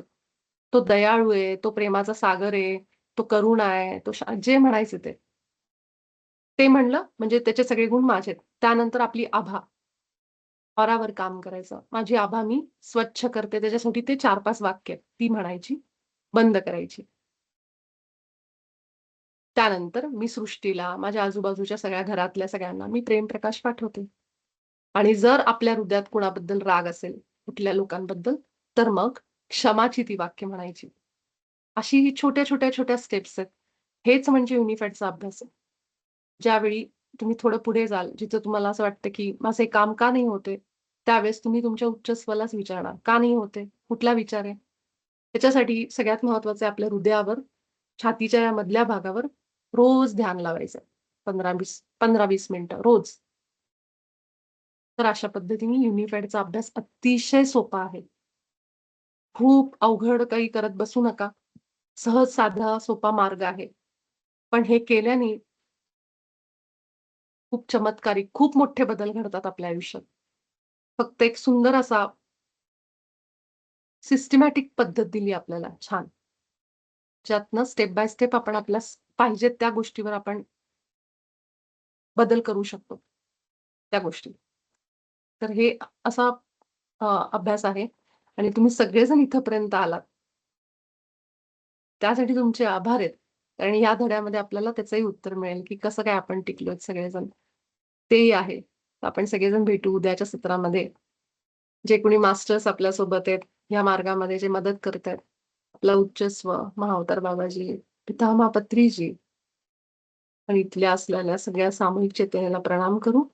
यांना प्रेम प्रकाश वाटू आणि आपण सगळे भेटू उद्याच्या सत्रामध्ये. मला विपुला, मला एक जस्ट थोडंसं बोलायचं होतं. बोलू का? येस, बोल ना एक साक्षी. शेअर करायचं होतं फक्त. हं, आपण हे युनिफाईड चालू केलं होतं ना मार्च महिन्यात. हं. तर त्याच्या मी तुला मेसेज पण केला होता, की मला ते स्वामी समर्थ आणि महाअवतार बाबाजी यांचा एक मठ आहे नांदेड सिटीला. तर हां, तो करेक्ट. मला म्हणजे त्याच्या एक महिनाभर आधी वगैरे माहिती झालं होतं, की आहे. तर पण मला असं जायला कधी जमलं नव्हतं. आणि एकदा मी ठरवलं, की नाही आता एवढे दिवस मी नुसती म्हणतेच आहे, तर आता जाऊनच येते. तर ती तारीख होती 14 मार्च आणि त्याच दिवशी तू ते सांगितलं, की आपण सोमवारपासून ते सत्र चालू करतोय. तर हे युनिफाईड चालू व्हायच्या जस्ट आधी असं झालं होतं, की मी तिथे जाऊन आले त्या मठामध्ये. आणि आता तो होता पहिला आठवडा आणि आता हा शेवटचा आठवडा आहे. तर त्यावेळी पण असं झालं, की या शनिवारी पण मी म्हणजे मागच्या शनिवारी मी गावात गेलेले तुळशीबागेत. तर तिथं पण मला एक असं होर्डिंग दिसलं, की जिथं लिहिलं होतं, की महाअवतार बाबांच्या गुफेत जायची ती ट्रिपच्या रिलेटेड होती ती होर्डिंग, की हं, ज्यांना कुणाला जायचं त्यांनी इथे संपर्क वगैरे करा. म्हणजे असं झालं, की पहिल्या आठवड्याच्या वेळेस पण ते महाअवतार बाबांच्या रिलेटेड मी तिथे भेटले म्हणजे जाऊन आले. शेवटच्या आठवड्याच्या वेळेस पण तसंच झालं आणि समहाऊ मला त्या दिवशी असं वाटलं, की आपण सुरुवात केली होती, तर आपण शेवट पण आपण करावा तो रीड करायचा. म्हणजे एक सर्कल कंप्लीट होईल. म्हणजे मी काही तुला बोलले नाही ते, पण तू मला तेच विचारलंस आणि मग ते ॲक्चुअली घडून आलं म्हणजे सगळं व्यवस्थितपणे. मला ते येस. त्यामुळे ते कालपासून सांगायचं होतं, पण काल ऑलरेडी उशीर झालेला म्हणून काही बोलले नाही मी. म्हटलं आज तरी सांगते निदान. थँक यू म्हणजे ते भाग्यश्री. तुझे कितकं तुझे पण अचानकपणे आभार. झालं ना, येस. म्हणजे हो. कसं काय म्हणजे प्लॅन आहे माहिती नाही मला. पण दोन्ही गोष्टी अशाच झाल्या, की सोमवारपासून चालू होणार आणि मला शनिवारीच ते दिसलं. खरंय, खरंय. मला आठवतंय तू मला म्हणाली होतीस, की नांदेड सिटीत तो आहे. मी म्हटलं मी हो. जेव्हा येईन तेव्हा मी येईन नक्की. मी येस, येस. मी एकाही आणि माझं ॲक्चुअली असं आहे, की मी त्याच्या एकाही आधी मठात गेली नाहीये एकदा पण बाबाजींच्या. कुठेच नाही गेलेली. हां, मी ॲक्चुअली रोज ट्रॅव्हल करायची ना तिथूनच. त्यामुळे मी रोज म्हणायची, की मी इथनंच जाते. पण मी अक्षरशः 2 मिनिटं आत जायचं होतं फक्त. पण मला हां. जवळपास महिना, दीड महिना जमलं नव्हतं आणि त्या दिवशी मी शुक्रवारी ठरवलं, आज आता काहीही होऊ दे, मी उद्या जाणार म्हणजे जाणार. अगदी मी सकाळी 8 वाजता उठून जाऊन आले. 10च मिनिटाचं काम होतं. म्हणजे असं खूप मोठा नाहीये मठ तो. म्हणजे 10 मिनिटं बसले आणि लगेच घरी आले. आणि लगेच तुझा दुपारी मेसेज आला, की आपण आता सुरू करतोय ते हे युनिफाईड म्हणून म्हणजे सोमवारी. खरंय. इतकं म्हणून म्हणून मी तुला त्यानंतर मेसेज पण टाकला होता, की किती कोइन्सिडन्स होता. खूप होता, खूप होता. आता म्हणजे कोइन्सिडन्स नाही म्हणू शकत. हे प्लॅनिंगच होतं आणि तुमचंच हां, होतं म्हणजे तेच. सगळ्यांचं. कारण तुझा जसा मला मेसेज आला, मला हे माहीत पण नव्हतं. पण आसावरी त्यांनी 2-4 दिवस आधी मला सांगितलं होतं. कुठेतरी त्या ध्यानाला गेल्या होत्या आणि तिथे हृदयावरचं ध्यान होतं. आणि हं. त्यांना त्यात नंतर नॉर्मल आपला आनापानसतीच करायला लागल्या परत. आणि नंतर जेव्हा युनिफाईडचं त्यांना सांगितलं, तेव्हा त्या म्हणल्या, की "अगं मी विचारच करत होते, की मला पण हे हृदयावरचं ध्यान वगैरे आपण सुरू करावं काहीतरी." परत वर्षांनी सांगितलेलं युनिफाईड सुरू करावी तुला. म्हणजे हे काय झालं ना, की ह्यालाच म्हणजे तुम्ही तयार असाल तर बाबाजी प्रकट होतात. तेच आहे हे. की आपण सगळे तयार होतो त्यावेळेस. आपल्या सगळ्यांना वेळ लागला. मला स्वतःला पण वेळ लागला, की हे फार मोठी जबाबदारी वाटत होती मला. बरं एकट्याने करायचं असं वाटत होतं, "अरे कसं होईल?" म्हणजे असं खूप विचार होते मनामध्ये. ते सगळे बाजूला सारले त्यांनी आणि जेव्हा ते स्वप्न पडलं तेव्हा तर मग मी सांगितला कालच अनुभव. तो खूप वेगळा हं. अनुभव होता आणि हे सगळं तुम्हीच आहात, की तू आणि हे सगळे ध्यानामध्ये आपण जे होतो आणि आत्ता इथं जे ते तेव्हाचे आणि आत्ता नंतर जे जॉइन झाले ते सगळे YouTubeवरचे असलेले. ह्या सगळ्यांचीच ती मॅनिफेस्टेशन आहे. त्यांच्या विचारांनी, आपल्या विचारांनीच आपण हे निर्माण केलंय. त्यामुळे तुमचे सगळ्यांचे आभार आहेत, की तुम्ही सगळेजण युनिफाईडमध्ये ह्या आत्तापर्यंत टिकून आहात. तर मी भाग्यश्रीचे पण आभार व्यक्त करते, की मला माहीत नाही का असं वाटलं, की तिला सांगावं, की शेवटचा धडा तू वाच. कारण पहिल्या धड्याची सुरुवात तिच्यापासून झाली होती म्हणून. तर खूप आभार आहेत. खूप अद्भुत असे अनुभव आहेत युनिफाईडचे. खूप अनुभव आहेत. सगळ्यांना आहेत आणि मला एकटीला नाहीयेत. सगळे ईश्वर आहेत. ईश्वराच्या प्रतिमा आहेत. सगळे प्रकाश रूपात आहेत. हे आतमध्ये ठेवूनच घ्या. असं लिहून घ्या, कोरून घ्या इथं, की मी ईश्वराच्या प्रकाश आहे मी तो. मी त्याच्याच प्रतिमेत बनले आहे. हे वाक्य सगळ्यांनी आतमध्ये म्हणत राहा सारखं. तुम्हाला फरक जाणवेल. तुमच्या ऊर्जेमध्ये झालेला फरक जाणवेल. खूपच सुंदर आहे युनिफाईडचा अभ्यासक्रम. असं डिटेल अभ्यासक्रम मी कुठल्याच पुस्तकात कुठंच नाही बघितला. माझं पुस्तक वाचन फार नाहीये, पण मी खरंच नाही बघितलं आत्तापर्यंत, की इतकं डिटेलमध्ये आयुष्याच्या प्रत्येक पैलूवर सांगितलंय. आणि बरं असं आहे बरं का, आपण म्हणतो आज मी समजू शकते आता भाग्यश्री स्वतः जॉब करते. तिने मला आज मेसेज पण टाकला, की माझं अ, काम म्हणजेच माझं दैवत आहे. आणि अगदी खरं आहे. आपल्याला कर्मयोग माहिती आहे. तसंच आहे. ह्या लोकांना जे धावपळ करतात ना, त्यांच्यासाठी युनिफाईड खूप जबरदस्त आहे. पण तुम्हाला फार वेळ नाही द्यायचा. बाबाजींनी आधीच सांगितलंय, तुमच्या सगळी जी दैनंदिन कामं आहेत, ती करून तुम्हाला हे करायचंय. आणि त्यासाठी त्यांनी तो असा रचना केली. 15 ते 20 मिनिटं फक्त तुम्ही हृदयात ध्यान लावा. आणि मग इतर वेळेस तुम्ही पुनरावृत्ती आपल्या मनामध्ये रिपीट करत राहा ती वाक्य. त्याच्याने खूप मोठा बदल जाणवतो. तर खूप वेळ द्यायचा नाही. जे जॉब करतात, खूप पळापळ आहे, त्यांच्यासाठी तर हे खूप छान आहे. थोडक्यात तुम्हाला खूप गोष्टी थोड्या वेळामध्ये सुद्धा खूप बदल दिसतात. असं आहे. त्यामध्ये पण शेवटी बघा, जसं-जसं आपण शेवटच्या विभागामध्ये आलो, सराव करायला काही नव्हतं ना, बरोबर त्यावेळेस आपले स्वाध्याय सुरू झाले दुसरे, श्रुतीताईंचे, सीमाताईंचे. तर ती इतकी सुंदर प्लॅनिंग आहे हे सगळं. कुठेही योगायोग नाहीये, की पुन्हा एकदा ते सगळं व्हावं. ते श्रुतीताईंनी पुन्हा ते छान सत्र घ्यावी, सीमाताईंनी घ्यावीत. तर हे सगळं परफेक्ट फिट बसवलंय, की ह्यावेळेस हे होऊ दे, ह्यावेळेस हे होऊ दे. तर आपण एक केवळ अनुभव म्हणून ह्या सगळ्याकडे बघायचं आणि एक माध्यम म्हणून राहायचं याच्यामध्ये. असंच आहे. तर तुम्ही सगळे माध्यम आहात. युनिफाईड इथं सुरू व्हायला पहिल्याच वेळेस मी बोलले होते. युनिफाईड सुरू होण्यामध्ये तुम्हीच कारणीभूत आहात. तुम्ही म्हणजे आपण सगळे कारणीभूत आहोत. तुम्ही आणि मी असं असं धरून बोलते, की सगळेजण कारणीभूत आहेत. हे घडवण्यामध्ये. आपण हे मॅनिफेस्ट करतोय, आपण प्रकट करतोय.